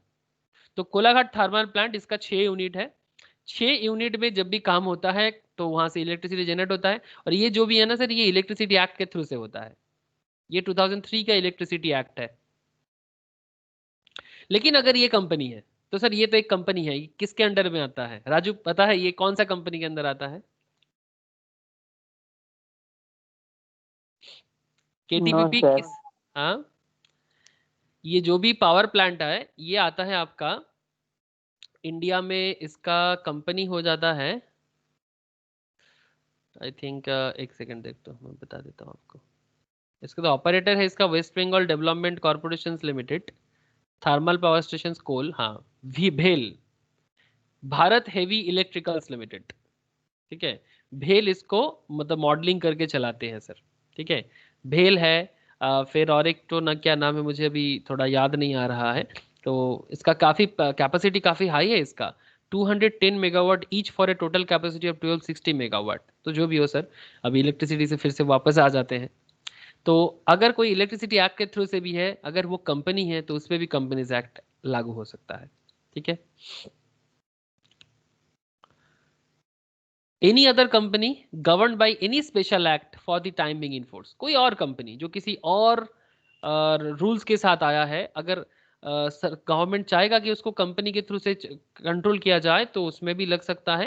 And such body corporate which incorporated by any act for the time being in force and is the central government may by notification specify in this behalf. अगर सेंट्रल गवर्नमेंट को किसी बिहाफ में लगता है कि नहीं इन पे कंपनी लॉ लागू किया जाए तो उस पर भी कंपनी लॉ लागू हो जाएगा। तो आई थिंक आपको समझ में आ रहा है कि कंपनीज एक्ट का स्कोप कहाँ कहाँ है। एप्लीकेबिलिटीज ऑफ कंपनीज एक्ट 2030 बहुत बड़ा है सर, मतलब आप किसी और एक्ट में भी हो सकते हो, लेकिन अगर आप बिजनेस कर रहे हो, अगर आप कंपनी हो, बिजनेस करने के लिए कंपनी बनना बहुत कंपलसरी हो जाते हैं। ऐसे बिजनेस करने का कहीं और तरीका भी है, जैसे कि आप पार्टनरशिप भी बना सकते हो, कोऑपरेटिव सोसाइटीज भी बना सकते हो। बट अगर फिर भी आप ये सब छोड़ के अगर आप कंपनी बनाते हो तो फिर कंपनीज एक्ट, हाँ, पार्टनरशिप का अलग है, कोऑपरेटिव का अलग है, आई नो, बट अगर कंपनी है तो कंपनीज एक्ट। अब चलो सर, इसका फीचर्स के बारे में काफी डिस्कस करना है, वाई मतलब very hi fi important. Company meaning and its features, very very important sir. According to chief justice Marshall, a corporation is an artificial being, invisible, intangible, existing only in contemplation of law। बड़ा गजब का point बोला ये chief justice Marshall. Corporation is an artificial being, ये एक artificial being है, मतलब इसका कोई अपना अस्तित्व नहीं है, मतलब ये खुद में कुछ नहीं है। हम हैं तो ये है, मतलब अगर मेरा कंपनी है, मैंने इसको बनाया तो कंपनी है। अगर सरकार ने किसी कंपनी को बनाया तो वो कंपनी है। अगर रिलायंस ने किसी कंपनी को बनाया तो कंपनी है। अगर टाटा ने कंपनी को बनाया तो कंपनी है। तो that is company is an artificial being, invisible. ऐसे तो बस आप बिल्डिंग देखते हो, बिल्डिंग तो कोई भी नाम हो सकता है, बट वो है, वो कंपनी है, वो एक इनविजिबल है, दिखता नहीं है। फ्लिपकार्ट का बिल्डिंग आई होप आप लोगों ने किसी ने नहीं देखा होगा, बिकॉज आप ऑनलाइन में ही फ्लिपकार्ट देखते हो। मिंत्रा का बिल्डिंग आई होप मतलब मैक्सिमम केस में जो लोग बैंगलोर में देखे होंगे, शायद बैंगलोर में उन लोगों का हेडक्वार्टर है, ऑफिस जरूर है उनका, बट वहां से कोई परचेस सेल नहीं करने जाता, वो बस एडमिनिस्ट्रेटिव ऑफिस है। लेकिन कंपनी तो है ना सर, फ्लिपकार्ट एक कंपनी है, फ्लिपकार्ट लिमिटेड है सर, फिर फ्लिपकार्ट लिमिटेड है, तो वो फ्लिपकार्ट प्राइवेट लिमिटेड इनविजिबल है, इंटेंजिबल भी है, मतलब आप उसको छू भी नहीं सकते, ऐसे पकड़ भी नहीं सकते, क्या है, कुछ नहीं कर सकते, but existing only in the contemplation of law, इसको लॉ बनाते हैं। तो कंपनी को कौन बनाता है सर? लॉ बनाता है। Being a mere creation of law, it is possess only those properties, इसके पास कुछ ऐसा प्रॉपर्टीज होते हैं which the charter of its creations, मतलब जो इनको बनाते हैं, confers upon it either expressly or as an accidental to its very existence. In other words, professor Haney, a company is an incorporated association which is an artificial person created by law, having a separate entity with a perpetual succession and a common seal. This definition sums up the meaning as well as the features of a company succinctly. That means ये जो अलग अलग professors लोग अलग अलग बता रहे हैं, आपको एग्जाम में से पूछ सकते हैं कि हैने ने क्या बताया, मर्सल ने क्या बताया, और ओवरऑल कंपनी क्या है उसका भी आपको आइडिया मिल रहा है। However, the act defines the term company a bit differently. Section 2 subsection 20, please याद रखना, Section 2 subsection 20 of the Companies Act 2013 defines that term company. Company means a company. Company means a company incorporated under this act or under any previous company law. As we shall progress under the chapter, the meaning of term company will be understood by the students. चलो sir, जितना धीरे धीरे आगे बढ़ते जाएंगे उतना आपको अच्छे से समझ में आता जाएगा। अब जब सर मैं आपको फीचर्स के बारे में बात करूं, फीचर्स ऑफ ए कंपनी, तो क्या क्या फीचर्स है, जैसे कि वो आई थिंक हैने ने इस सब के बारे में डिटेल्स में बताया था कि सेपरेट लीगल एंटिटी होगा, मतलब legally separate from the members. Company जो होगा वो अपने मेंबर से लीगली सेपरेट होगा। मतलब अगर मैंने कंपनी को बनाया तो मैं कंपनी का कौन बन गया सर? मेंबर। अगर मैंने किसी कंपनी को बनाया, जैसे टाटा ने टाटा को बनाया, रतन टाटा जी है तो रतन टाटा ने टाटा को बनाया, या मुकेश अंबानी है तो उन्होंने रिलायंस को बनाया, तो रिलायंस उनका कंपनी है, लेकिन मुकेश अंबानी और रिलायंस एक नहीं है। Do you understand this point sir? Mukesh Ambani Reliance को बनाया, या फिर उनका पापा एक्चुअल में बनाया था धीरू भाई अंबानी, फिर उनको मिला था एंसेस्टर के थ्रू से। तो चलो कोई बात नहीं, उसके बाद रिलायंस में काफी कुछ हुआ। जियो तो मुकेश अंबानी बनाया ना, तो जियो भी एक कंपनी है जो रिलायंस इंडस्ट्रीज के अंदर आता है। तो जियो अलग, मुकेश अंबानी अलग। क्या बात कुछ समझ में आ रहा है? Yes sir, yes sir. Because ये Yes, separate sir. Legal entity, separate legal entity. हो सकता है आपका कंपनी नहीं, ये मेरा कंपनी है। बहुत लोग में बहुत अक्कड़ दिखाता है, ये मेरा कंपनी है। ठीक है भाई, तेरा कंपनी है, कोई बात नहीं, लेकिन कंपनी है तो उसका एक अलग ही अस्तित्व है। वो अलग लेवल पे, उसके अपने नाम पे जमीन होता है, अपने नाम पे बैंक अकाउंट होते हैं, अपने नाम पे वो कॉन्ट्रैक्ट करता है, तो उसके पास काफी सारा फैसिलिटीज होता है, और उसको वो बेनिफिट मिलना चाहिए, तभी तो लोग कंपनी बनाते हैं। नेक्स्ट पॉइंट है सर, तो चलो मैं देखता हूँ सेपरेट लीगल एंटिटी पे गजब गजब पॉइंट है सर।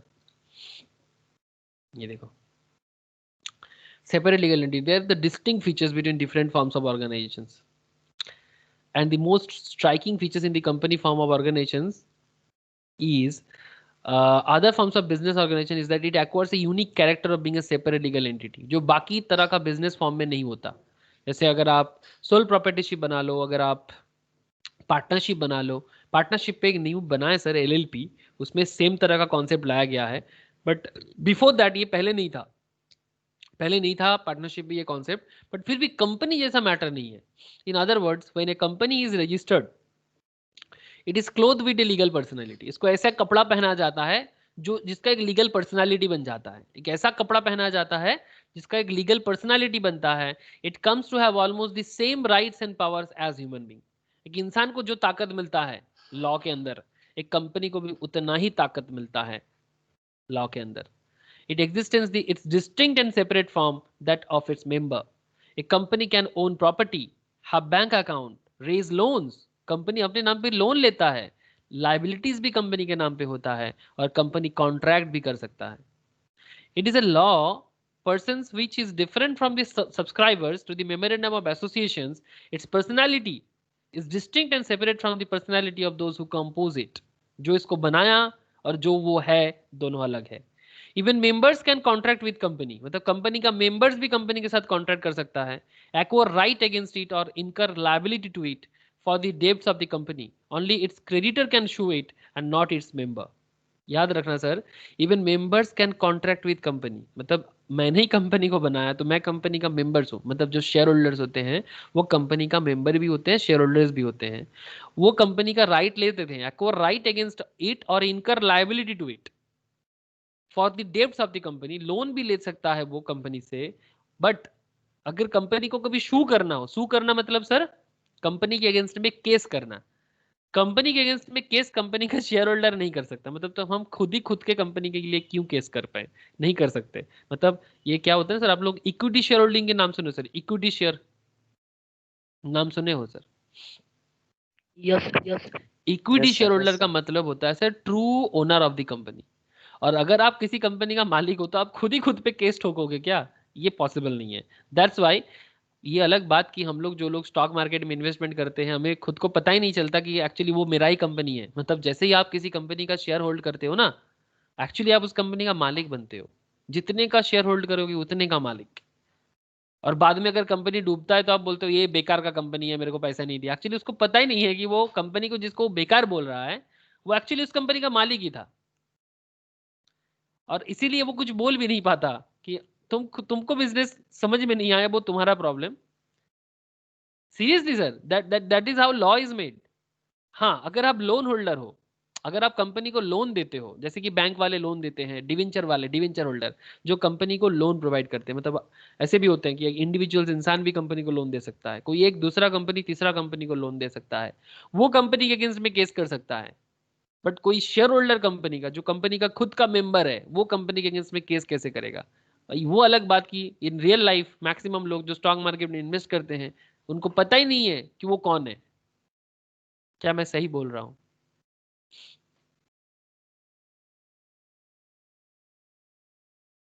सर कुछ समझ में आ रहा है? हेलो, बोलो तो सही सर, समझ में आ रहा है कि नहीं आ रहा है? यस यस है दादा।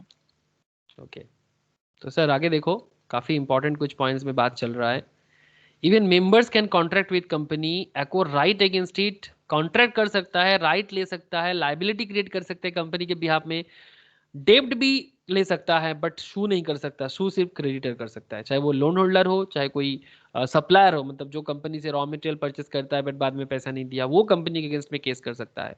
ए company is capable of owning, enjoying, disposing of property in its own name, although the capital and assets are contributed by the shareholders। Company का कैपिटल, कंपनी का एसेट्स सब शेयर होल्डर से मिलता है, चाहे वो खुद में प्रोमोटर भी क्यों ना हो। The company becomes the owner of its capital and assets. जैसे ही आपने ही कंपनी को पैसा दिया, आपने ही कंपनी को एसेट्स दिया, पर कम उसका ओनरशिप किसका है? आपका नहीं, कंपनी का। The share holders are not the private or joint owners of the company's property. अगर आप कंपनी का शेयर होल्डर्स हो, आप शेयर होल्डर हो, बट आप कंपनी की प्रॉपर्टी का जॉइंट ओनर नहीं हो सकते। Please point to be noted sir. आप कंपनी को पैसा दिए, आप अकाउंटेंसी में जर्नल एंट्री करते हो कैश टू कैपिटल, कैश आपका, कैपिटल कंपनी का। समझ में आ रहा है? हेलो सर, जर्नल एंट्री करते कि नहीं करते sir? Cash account debit to capital account, yes yes basic accountancy है। कैपिटल को क्रेडिट क्यों करते हैं? और एक दूसरा सवाल, बैलेंस शीट में कैपिटल लायबिलिटीज में क्यों दिखता है? लायबिलिटी साइड में ही, लायबिलिटी साइड में ही हम लोग कैपिटल को शो करते हैं। वाई? कैश दिया मैंने बिजनेस को, लायबिलिटी कैसे बन गया? कौन बताएगा? बैलेंस शीट में मैंने बिजनेस को कैश दिया और वही कैश मेरा बिजनेस का कैपिटल बना।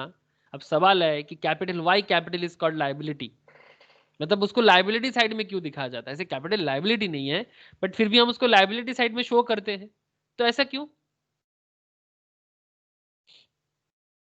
कौन बताएगा? सर ये मैंने सही बोला कि नहीं बोला कि बैलेंस शीट में कैपिटल को लायबिलिटी साइड में लिखा जाता? जिनको भी प्रीवियस नॉलेज है बता सकते हो सर।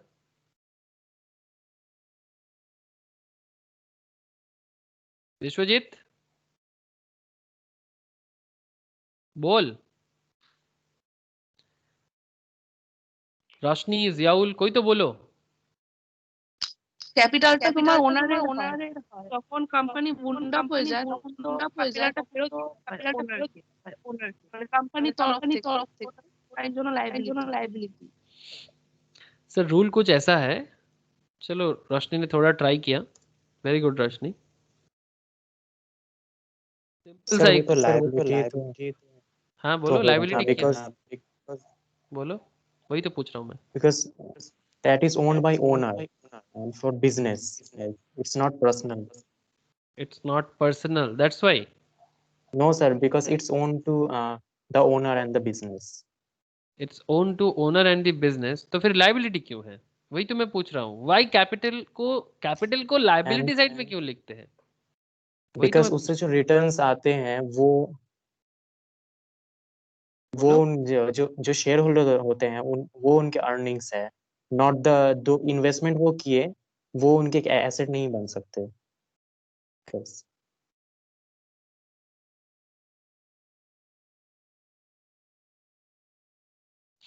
ओके देखो, मैं समझ रहा हूँ, थोड़ा सा कोशिश ठीक ठाक जा रहा था, बट थोड़ा कहीं ना कहीं जाके गुम हो जा रहा है। कोई बात नहीं सर। बैलेंस शीट कुछ ऐसे देखने में होता है, asset side and liability side. और ये हम लोगों ने देखा कि प्रॉफिट एंड लॉस अकाउंट में जो भी मेरा प्रॉफिट होता है, जो भी मेरा टू नेट प्रॉफिट होता है, उस नेट प्रॉफिट को हम लोग क्या करते हैं, कैपिटल के साथ जो भी मेरा बैलेंस शीट में प्रीवियस कैपिटल है उसके साथ मेरा नेट प्रॉफिट को मैं क्या करता हूँ, ऐड कर देता हूँ, और कुछ ड्राइंग्स होता है तो मैं उसको लेस कर देता हूँ। ये बेसिक ऑफ अकाउंट्स में सिखाया जाता है, कोई बात नहीं, जिनका अकाउंट्स का बेसिक वीक है वो अकाउंट्स का बेसिक क्लास ज्वाइन कर सकता है, वो चल रहा है, ठीक है। लेकिन सर मैं आपको वही समझाने का कोशिश कर रहा हूँ कि कैपिटल जो है, कैपिटल को लायबिलिटी में शो करने का सबसे मेन वजह यही है कि जब भी बिजनेस में कैश आता है ना, वो कैपिटल बन जाता है। बिजनेस में कैश आया तो वो कैपिटल बन गया। अब जो बिजनेस को कैश दिया वो बिजनेस का कौन है, मेंबर है। अब मेंबर अलग, बिजनेस अलग, ये तो मैं आपको बोल रहा हूं ना, member and business is different. तो दिस इज बिजनेस लायबिलिटी कि वो अपने मेंबर को उसका रिटर्न प्रोवाइड करे, जो जियाउल कोशिश कर रहा था, इवन रोशनी भी सही तरह से बोल रहा था, लेकिन एक सिंगल लाइन में मैटर को थोड़ा इजीली समझाने का जरूरत था कि जब मेंबर ने बिजनेस को कैश दिया और जैसे ही वो बिजनेस पे पहुंचा कैश का नेचर चेंज होकर कैपिटल बन गया। अब now this is business liability. अब ये बिजनेस का लायबिलिटी है कि वो अपने ओनर को या मेंबर को वापस करे वो पैसा, and that is why capital should be treated in, मतलब should be posted in the liability side, because this is business liability to return back its cash to the owner। तो अपने ओनर को, जो उसका मेंबर है, जो भी उनको पैसा दिया है वो पैसा उसको वापस करे रिटर्न के साथ। That's why capital is treated as a liability. कुछ समझ में आया सर? अभी आप लोग सही जा रहे थे, मैं गलत नहीं बोलूंगा आप लोगों को, टोटल में एकदम गलत नहीं थे आप, बट कहीं ना कहीं थोड़ा सा गड़बड़ हो रहा था। जियाउल अब क्लियर है ना? Yes sir. रोशनी बोझा कैसे? हाँ दादा। तो एग्जैक्टली ये जो पॉइंट हुआ, ये जो कैपिटल को लायबिलिटी साइड में ट्रीट करने का जो कॉन्सेप्ट हुआ, ये एक्चुअली इसी कॉन्सेप्ट से आया ना, सेपरेट लीगल एंटिटी कॉन्सेप्ट से, जो हम लोग अकाउंटेंसी में करते हैं। मतलब अकाउंटेंसी में हम लोग अकाउंटेंसी में बैलेंस शीट में कैपिटल को लायबिलिटी साइड में दिखाते हैं, जहां पर भी कैपिटल को लायबिलिटी ट्रीट करने का कोई मतलब समझ में नहीं आता कि भाई कैपिटल को लायबिलिटी क्यों बनाए। बट पॉइंट वही है कि वो सेपरेट लीगल एंटिटी के कारण होता है कि मेरा बिजनेस अलग, मेरा ओनर अलग, और ओनर ने बिजनेस को जो कैश दिया वो बिजनेस के लिए कैपिटल है, और ये मेरा बिजनेस का लायबिलिटी है कि वो अपने ओनर को उसका रिटर्न वापस करे।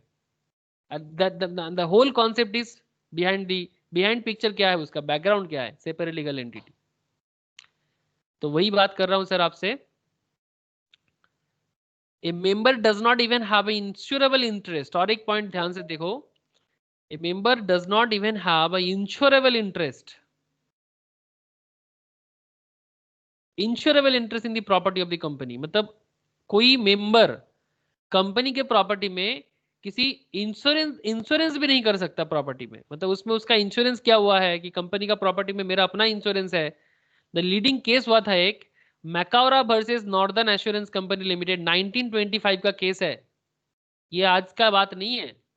उस केस में क्या बना था, फैक्ट ऑफ द केस, मैं आपको रियल केस भी दिखाता हूँ, फैक्ट ऑफ द केस भी मैं दिखाता हूँ आपको। ये देखो रियल केस, मैं आपके लिए रेडी भी कर सकता हूँ। ये देखो मैंने जस्ट गूगल में लिखा मैकाउरा वर्सेस नॉर्दर्न एश्योरेंस कंपनी, आप देख सकते हो यहाँ पर, एक टिम्बर कंपनी था। ये देखो, ये विकिपीडिया में इसका डिटेल्स है, एनसाइक्लोपीडिया में। हाउस ऑफ लॉर्ड्स कोर्ट ने क्या बताया था, 3 अप्रैल 1925 में appeared before the House of Lords, मतलब कोर्ट में गया था। Lifting of corporate veil unusually request to do so was in the case made by the corporation's owner. Mr. Macquarie owned the Kilimun estate in County Tyrone, Northern Ireland का case है। He sold the timber there to Irish Canadian sawmills, sawmills मतलब जहां पर लकड़ी को ना काटा जाता है, for 42,000 fully paid up £1 shares, making him the whole owner। ठीक है। Mister Macaura was also an unsecured creditor 19,000 pound का। He got insurance policies but in his own name, not the company's, with the northern assurance covering to fire. 2 weeks later there was a fire. Northern Assurance refused to pay up because the timber was owned by the company, and that because the company was a separate legal entity, it did not need to pay Mr. Macora any money। कुछ समझ में आया sir? खेल क्या हो गया? मतलब कहां से, मतलब क्या सोचा था और क्या हो गया? किसको समझ में आया सर? देख लेते सर मैट क्या बताते हैं। Macaura was the holder nearly all shares of a timber company. Timber company का पूरा शेयर्स ही नियरली उसी का था, जो भी टिम्बर कंपनी था उसका पूरा शेयर्स मैकोरा का ही था। He was also a major creditor of the company, वो कंपनी को लोन भी देता था, मतलब खुद ही ओनर है, खुद कंपनी को लोन भी देता है। Mister Macaura insured the company's timber in his own name, मतलब कंपनी का जितना टिम्बर था, लकड़ी था, वो सारा का सारा अपने नाम पे इंश्योर कर दिया था। The timber was lost in fire और मैकोरा क्लेम्ड इंश्योरेंस कॉम्पेंसेशन। सारा का सारा टिम्बर आग जल के लस्ट हो, मतलब खराब हो गया, और तब मैकोरा बोल रहा है कि मेरा तो इंश्योरेंस किया हुआ है तो मुझे क्लेम दो। अब इंश्योरेंस कंपनी को पता था कि was not liable to him as no shareholder has any right any item of property owned by the company for he has no legal or equitable interest in them। Company का मतलब जो share holders है वो उसका company के किसी भी property में उसका हक नहीं हो सकता। वो प्रॉपर्टी ये मैकोरा अच्छा करता ना अगर वो कंपनी के नाम पे इंश्योरेंस करता, कंपनी मेरा ही है बट वो नाम कंपनी का होना चाहिए। यहाँ पर मैकोरा ने गलती क्या कर दिया, वो अपने नाम पे इंश्योरेंस कर दिया वो टिम्बर का। लेकिन टिम्बर प्रॉपर्टी किसका है? टिम्बर प्रॉपर्टी, टिम्बर तो कंपनी का कैपिटल एसेट्स है, ठीक है, टिम्बर तो कंपनी का अपना एसेट्स है और वो कंपनी के नाम पे है, और इंश्योरेंस करना था तो कंपनी के नाम पे करना चाहिए था। मैकोरा अपने नाम पे कर दिया और इंश्योरेंस कंपनी ने नकार दिया, मतलब नहीं देने का लिए बोल दिया। बोलो सर, केस स्टडीज क्लियर है कि नहीं है? बोलो। Separate Yes, legal sir. Entity का कॉन्सेप्ट है, गड़ा गजब का कॉन्सेप्ट है सर।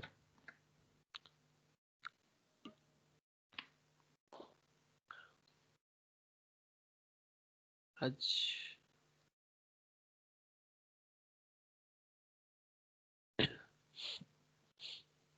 কিরে তথাগত কি হলো, কি প্রবলেম? Hello sir. বল বল। স্যার আমাদের এখানে ট্রান্সফরমার উড়ে গেছিল, সব অফ হয়ে গেছিল, এই এক্ষুনি এলো। ওকে ঠিক আছে, আমরা লাস্টের দিকেই আছি, ডোন্ট ওয়ারি, পরে রেকর্ডেডটা পুরো পেয়ে যাবি, আজকে একটু পরেই দিয়ে দেবো আমি তোকে। স্যার আমি দেখতে পাচ্ছি না কিছু, যদি একবার ইয়েটা করে। আচ্ছা এক মিনিট দাঁড়া।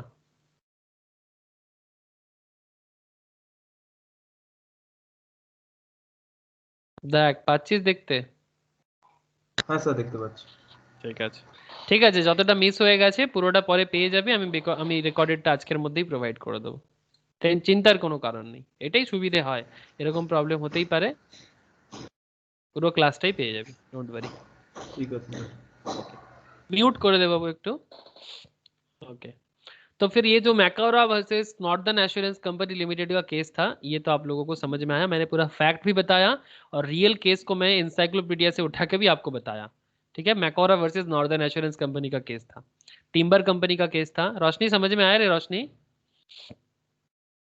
विश्वजीत, राजू, समझ में आया ना सबको? হ্যাঁ দাদা। Yes sir.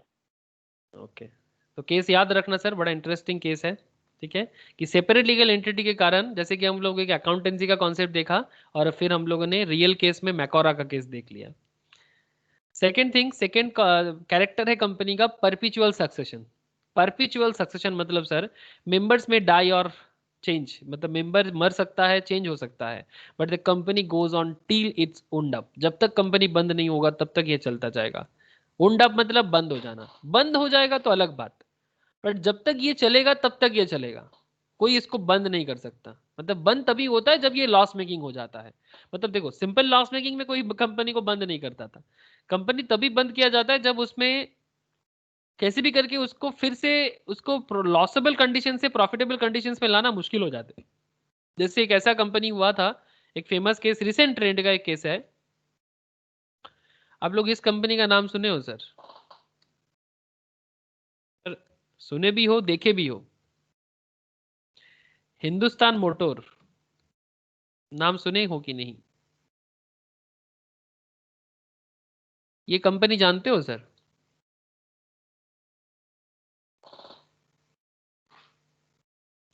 सर कोलकाता के सड़क में जो येलो टैक्सी चलता है या फिर घर घर में जो वाइट एम्बेसडर हुआ करता था, वो वाला जो अभी भी दिखता है सर रास्ते में, ऐसा नहीं, ये जो कोलकाता वाला जो टैक्सी है, ये सब वही कंपनी का है, ये वाला, ये जो फेमस कोलकाता टैक्सी, ठीक है, ये सब एम्बेसडर कंपनी का ही है, बट ये एम्बेसडर कंपनी जो हिंदुस्तान मोटर का है ये बंद हो गया है। ठीक है, अभी एक दूसरा कंपनी इसको खरीद लिया, अब देखना है कि वो भी न्यू मॉडल ला रहा है, अभी भी लॉन्च नहीं किया गया।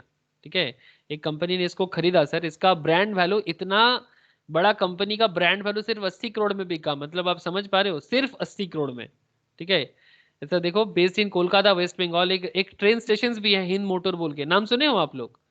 ऐसे तो इसका बड़ा प्लांट चेन्नई में है, और उसका और एक प्लांट जो इसको मेनली बनाया गया था स्टार्टिंग में ब्रिटिश पीरियड में, इसको इंडिया का पहला 4 व्हीलर कंपनी है ये, और एशिया का वन ऑफ दी, मतलब टोयोटा और हिंदुस्तान मोटर में कंपटीशन होता है, जापान वाला टोयोटा और इंडिया वाला हिंदुस्तान मोटर की, इसमें से कौन होगा, इसमें थोड़ा डाउट है, बिकॉज उस टाइम पे इतना डेटा नहीं था, तो फिर भी कहा जाता है कि मे बी हिंदुस्तान मोटर जीत सकता है, first 4 wheeler company in Asia इसमें।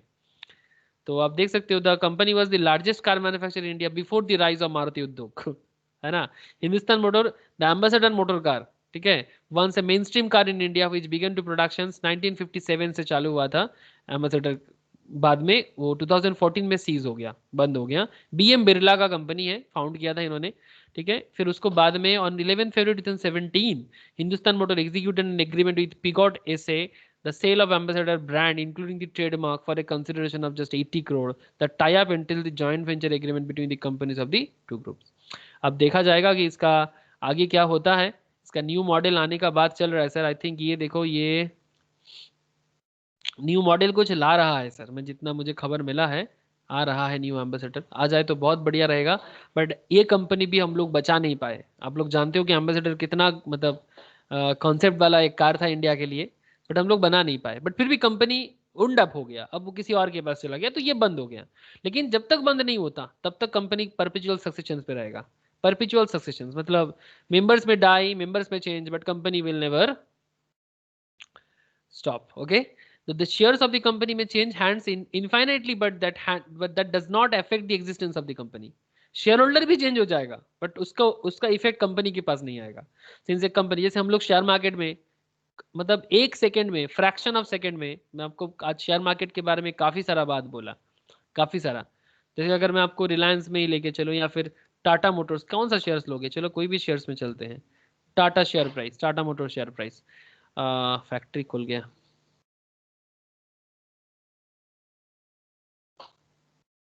टाटा मोटर्स का शेयर्स काफी नीचे गया है सर, एक टाइम पे काफी हाईफाई जाता था, लेकिन बात वो नहीं है। मेनली मैं ये बोलने का कोशिश कर रहा हूँ कि हो सकता है 1 सेकंड में ना सर लाखों लोग एक शेयर्स खरीदते हैं, लाखों लोग एक शेयर्स बेच देते हैं, तो शेयर होल्डर्स तो है कि फ्रैक्शन ऑफ सेकंड में लाखों लोग चेंज हो जाता है, लाख लाख लोग चेंज कर देता है इधर से उधर, लेकिन इससे कंपनी को इफेक्ट नहीं आता है, वही कहने का कोशिश किया जा रहा है यहाँ पर। Its existence is not affected by the death of or insolvency of its member। अगर इनका मेंबर मर जाए, इनका मेंबर इंसॉल्वेंट हो जाए, तो भी कंपनी का एग्जिस्टेंस पे फर्क नहीं आता। Many companies in India are in existence for over 100 years. There are lots of companies. Tata है, ITC है, बिरला है, ठीक है, Tata, Birla, ITC, these are the companies जो 100 years से भी ज्यादा इंडिया में चल रहा है। This is possible only due to the fact that the company has perpetual existence. There was a company which has 7 members. एक कंपनी था जिसका 7 मेंबर था। एक पब्लिक कंपनी का नॉर्मली तो 7 मेंबर होना चाहिए, बट ऐसा रियल में हुआ था। ये कंपनी था जिसका 7 मेंबर था और सातों का सातों मेंबर डाइड हो गया सर एयरक्राफ्ट में। Despite this, the company still exists unlike partnership form of business. अगर ये पार्टनरशिप बिजनेस होता तो वहीं के वही बंद हो जाता, लेकिन कंपनी का सातों मेंबर गुजर गए फिर भी कंपनी बंद नहीं हुआ। परपेचुअल सक्सेशन क्लियर है सर? परपेचुअल सक्सेशन समझ में आया? कुछ क्वेश्चंस है परपेचुअल सक्सेशन Yes, से तो sir. पूछ सकते हो। তাতা কত বুঝতে পেরেছিস? আমি জানি কি আগের ক্লাসগুলো মানে আগের টপিকটা মিস করেছিস, বাট এটা বোঝা গেছে? हाँ sir. Another important area, limited liability। Company limited liability वाला होता है, very very unique concept. What is the meaning of limited liability? मैं जितना हो सकते इजी पॉइंट ऑफ व्यू में आपको समझाने का कोशिश करूंगा कि लिमिटेड लायबिलिटी का मतलब क्या है। The liability of a member depends upon the kind of a company of which he is a member. We know that a company is a separate legal entity which is distinct from its member. Thus, in case of a limited liability company, the debt of a company in totally do not become the debts of the shareholders. The liability of the members of the company is limited to the extent of the nominal value of shares held by them. In no case can the shareholders be asked to pay anything more than the unpaid value of their shares. In the case of a company limited by guarantee, the members are liable to only to the extent of the amount guaranteed by them and to only when the company goes into liquidations. However, if it is an unlimited company, the liability of its member is unlimited as well. Sir मतलब क्या हुआ, समझा दो. Okay sir, वही तो करना है, काम क्या है मेरा, समझाना. ध्यान से सुनना, स्टोरी है. जैसे मानो कि लिमिटेड लाइबिलिटी का बात करेंगे पहले. द डेब्ट of the company in totality do not become the डेब्ट of the share holder. Company ने मार्केट से लोन लिया. चलो मैं आपको एक कंपनी दिखाता हूं, टाटा का ही एक दिखाता हूं मैं आपको. एक सेकंड, अगर मुझे मिल जाए तो मैं आपको यहीं से दिखा दूंगा. रिसेंट कुछ दिन पहले मैंने टाटा का एक लिस्ट निकाला था, अगर निकल जाए तो अच्छा रहेगा. नहीं मिल रहा है, कोई बात नहीं. टाटा मोटर्स डेब्ट. टाटा मोटर्स बहुत बड़ा कंपनी है, बहुत बड़ा कंपनी है, लेकिन इसका मार्केट में काफी लोन है. चलो मैं आपके लिए निकाला डेटा. द ग्रॉस डेब्ट of the company which includes Indian automotive operations, Jaguar land rover and automotive lending arm Tata Motors has risen to 1,24,788 crore from rupees 1,06,174 crore a year back, a jump of 17.53%. The gross market debt. ये काफी पुराना नहीं है sir, recent trend का ही data है. मतलब all over the world international level पे करीब 1 लाख करोड़ के आसपास का इसका डेब्ट क्रिएट हो गया है.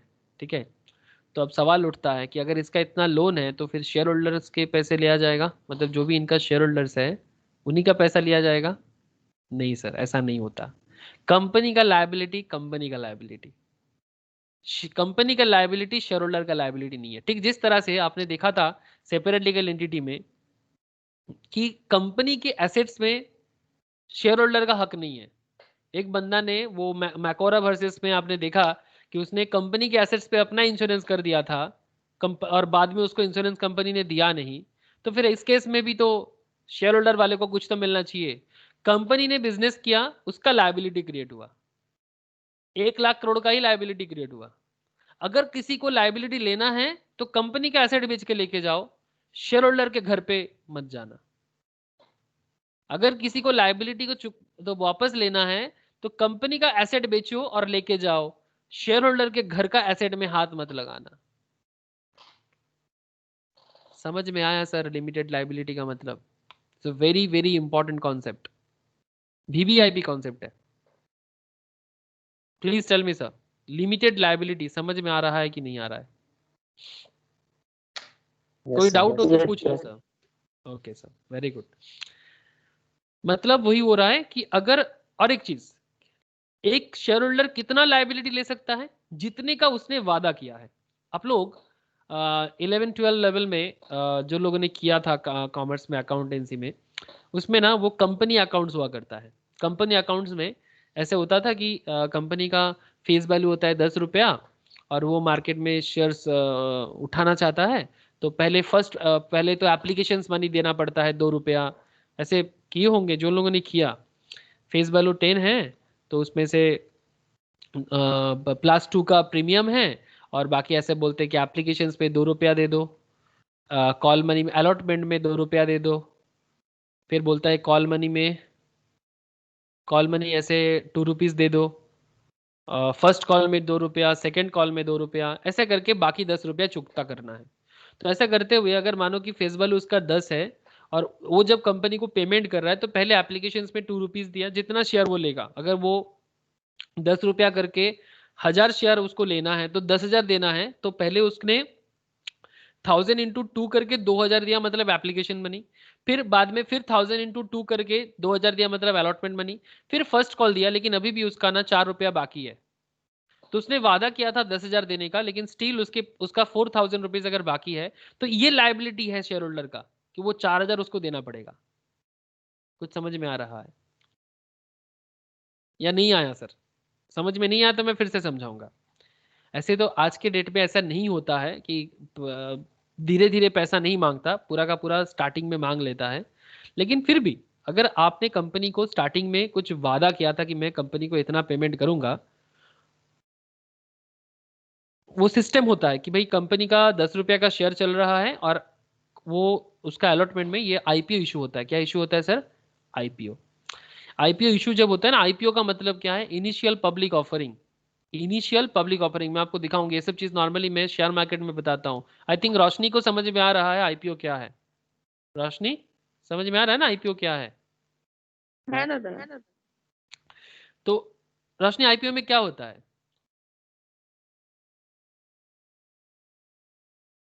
बोल। কি বলছো? आईपीओ में क्या होता है? আইপো তো লিস্টিং হয় কোম্পানি हाँ, कंपनी शेयर लिस्टेड होता मार्केट। है तो उसमें उसका एक शेयर का दाम होता है, वही ना? हाँ हाँ और जो शेयर का दाम होता है, जैसे मानो कि उसने बताया कि लिस्टिंग प्राइस है उसका, ऐसे बोल देता है ना रोशनी कि 150 से लेके 160 के अंदर होगा, ऐसे बोलता है। इसको हम हाँ लोग क्या बोलते हैं? बैंड हाँ प्राइस। क्या बोलते हैं इसको? Band price. अब मिनिमम सब्सक्रिप्शन होता है कि आपको कम से कम करीब ऐसे अमाउंट होगा 50, मानो कि आप 150 करके आपको कम से कम 10,000 का शेयर लेना पड़ेगा, कुछ समथिंग लाइक दैट। तो आपको कम से कम कितना करके देखो ना, 100 शेयर कितना होता है 150 करके?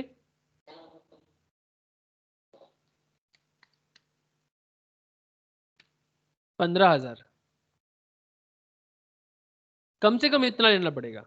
ओके, 150 करके एक एक शेयर का, अगर 100 शेयर्स आप लोगे तो 15,000 शेयर्स आपको टोटल आपको देना पड़ेगा कंपनी को। तो सपोज ये देने का जब आपने वादा किया था ना, ये कंपनी आईपीओ के टाइम पे ये वादा करते ही आपसे मिनिमम आपको लेना पड़ेगा। एक लॉट बोलते हैं इसको, फर्स्ट लॉट। सेकेंड लॉट लेना है तो अगेन 15,000 का। तो अगर मानो कि आपने वादा किया था एक लॉट लेना है और अगर आपने 150 का आपने 150 नहीं दिया, अभी स्टार्टिंग में आपने 75 दिया, बाकी 75 बाद में देने का बोला, तो बाकी 75 आपको बाद में देना पड़ेगा। ये लायबिलिटी तो आपको रहेगा। अब लिमिटेड लायबिलिटी का मतलब ये नहीं कि जो वादा करते हो वो भूल जाओगे। समझ में आ रहा है सर? अब मैं आपको डेफिनेशंस फिर से बताऊंगा। देखो sir, limited liability, thus in the case of a limited liability company, the debt of the company in totality do not become the debts of the shareholder. The liability of the members of the company is limited to the extent of the nominal value of shares held by them. जितना shares वो held कर रहा है उसी का अगर कुछ बाकी है, in no case can share holders be asked to pay anything more than the unpaid value of their shares. अगर उनका शेयर्स का कोई अमाउंट बाकी है, जैसे कि मैंने आपको अभी बता रहा था 150 मुझे पे करना था 100 शेयर का, लेकिन अगर मैं 150 का 75 पे किया, अभी भी मेरे 75 बाकी है, तो वो 75 मुझे देना पड़ेगा। अनपेड वैल्यू है मेरा, लेकिन इसके अलावा और कुछ मांग नहीं सकता कंपनी शेयर होल्डर से। बोलो sir, clear? Completely clear? Yes sir. अब सर लिमिटेड बाय गारंटी क्या है? बड़ा ट्रिकी टर्म्स है सर एक एक चीज। गारंटी मतलब सर सिंपल बात है कि कंपनी जब वुंड अप होगा, वुंड अप या लिक्विडेशन मतलब जब कंपनी बंद हो जाएगा, उस टाइम पे शेयर होल्डर्स ना कंपनी का कुछ वादा निभाते हैं, गारंटी लेता है। उनको कुछ एक्स्ट्रा मिलता भी है, क्योंकि अगर आप ज्यादा गारंटी लोगे तो आपको कुछ एक्स्ट्रा मिलेगा भी। तो अगर आप कंपनी बंद होने के टाइम पे मार्केट में कंपनी बंद कब होता है? जब कंपनी का लॉस वगैरह हो जाता है, कंपनी का मार्केट में बहुत ज्यादा लायबिलिटी हो जाते हैं, तो ऐसा केस में कंपनी बंद करना पड़ता है। और वैसा केस में क्रेडिटर लोग, बैंक वाले लोग कंपनी के पीछे पागल होता है। स्टार्टिंग सिचुएशंस में कंपनी का कुछ शेयर होल्डर्स ऐसे होते हैं जो वादा करते हैं कि बदले में उनको ज्यादा शेयर भी मिलता है, और वो वादा ये करते हैं कि मैं गारंटी लेता हूं कि जब कंपनी किसी कारण से, किसी भी कारण से एक्सीडेंटली कंपनी अगर खराब हालत में हो जाए और कंपनी को बंद करना पड़े, तो मैं इतना शेयर होल्ड मतलब इतना शेयर्स का अमाउंट मैं कंपनी को दूंगा, और उसमें जितना भी कंपनी का लायबिलिटी मेरे हिसाब से मैं चुकता करने का वादा करता हूं, मैं गारंटी लेता हूं उस टाइम पे मैं कंपनी का लायबिलिटी चुकता करूंगा। तो this is called limited by guarantee. बोलो सर, समझ में आया कि नहीं? कुछ डाउट है तो पूछ लो, लेकिन कॉन्सेप्ट यही है।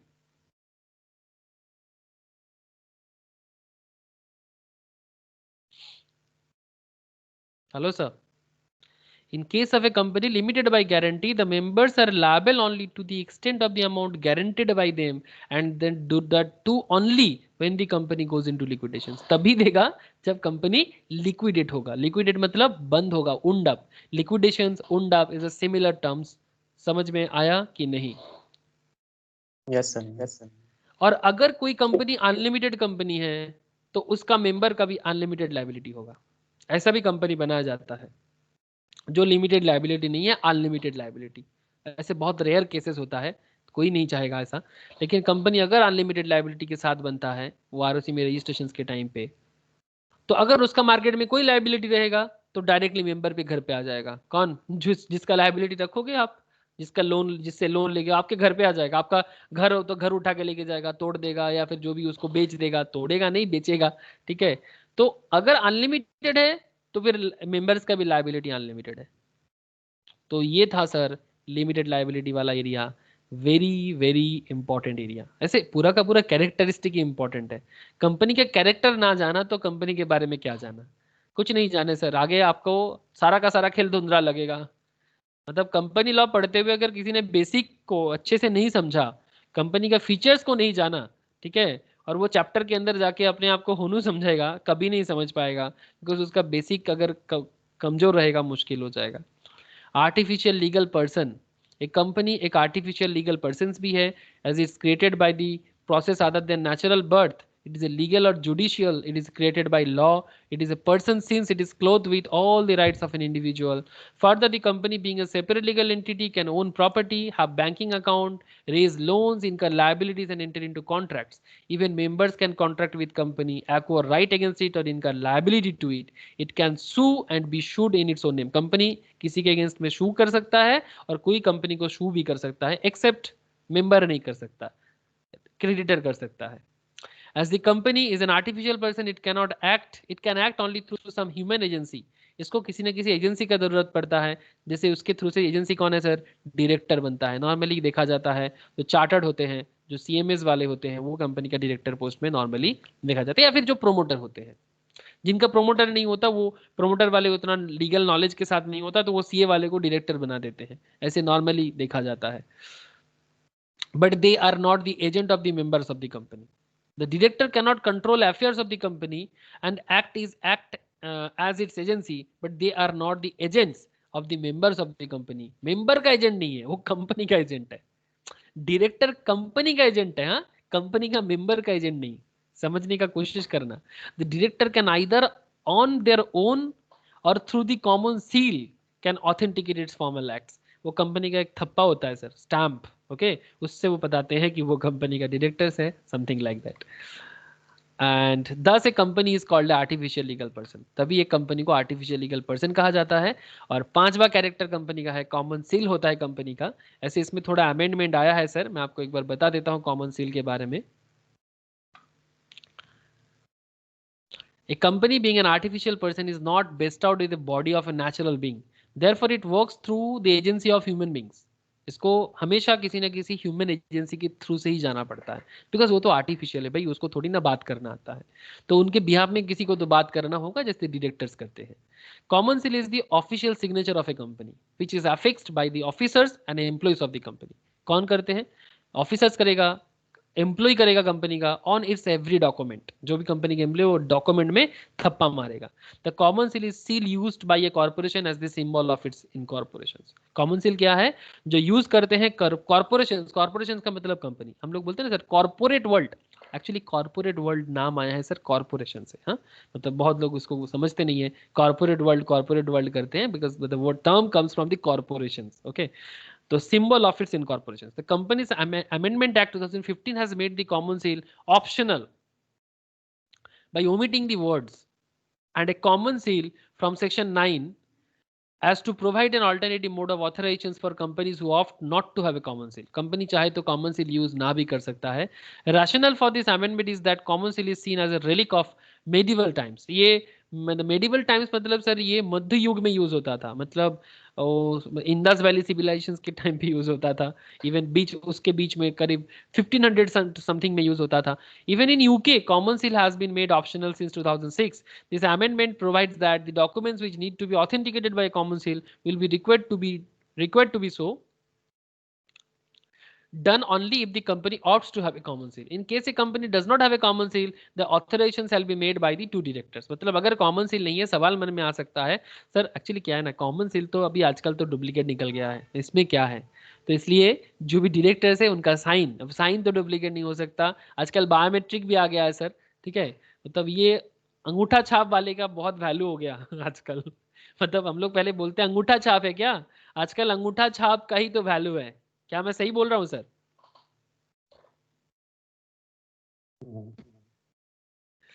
तो in case A company does not have a common seal, तो फिर ऑथेंटिकेशन कैसे पता चलेगा, मतलब जो भी पेपर्स वगैरह है made by the two directors or by directors and a company secretary. CS का बड़ा वैल्यू है भाई, कंपनी के पेपर्स पे सीएस का बड़ा बोल वाला है, मतलब कंपनी का पेपर सही है, अगर डायरेक्टर है तो डायरेक्टर बोलेगा, मतलब जो भी चार्टर्ड वगैरह बैठा है उधर वो लोग डायरेक्टर नॉर्मली हो जाते हैं, अगर वो लोग डायरेक्टर नहीं है तो फिर कंपनी सेक्रेटरी तो कंपनी में होगा ही, तो कंपनी सेक्रेटरी को करना पड़ेगा ये, हाँ भाई ये सही है, सीएस का साइन का बहुत वैल्यूशन है, मतलब उनको ये अथॉरिटी मिला है सर गवर्नमेंट ऑफ इंडिया से।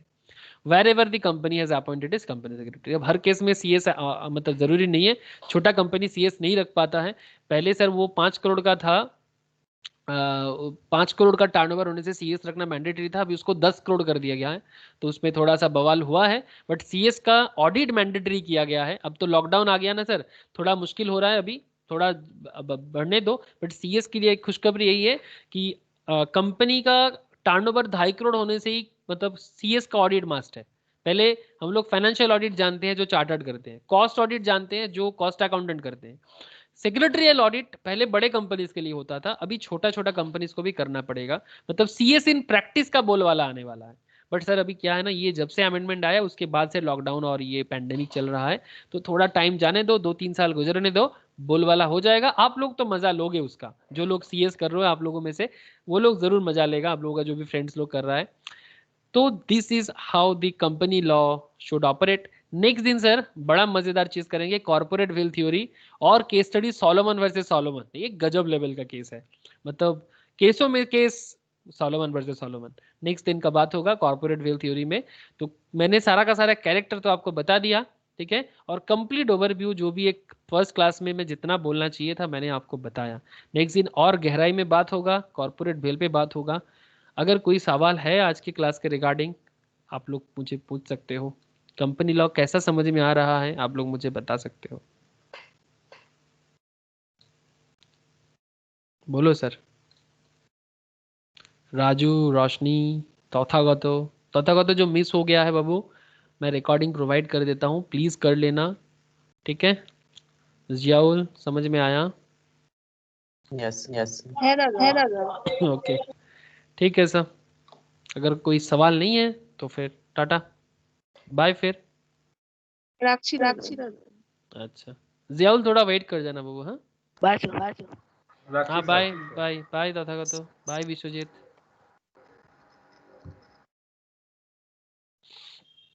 हाँ सर मेरे को बोलना था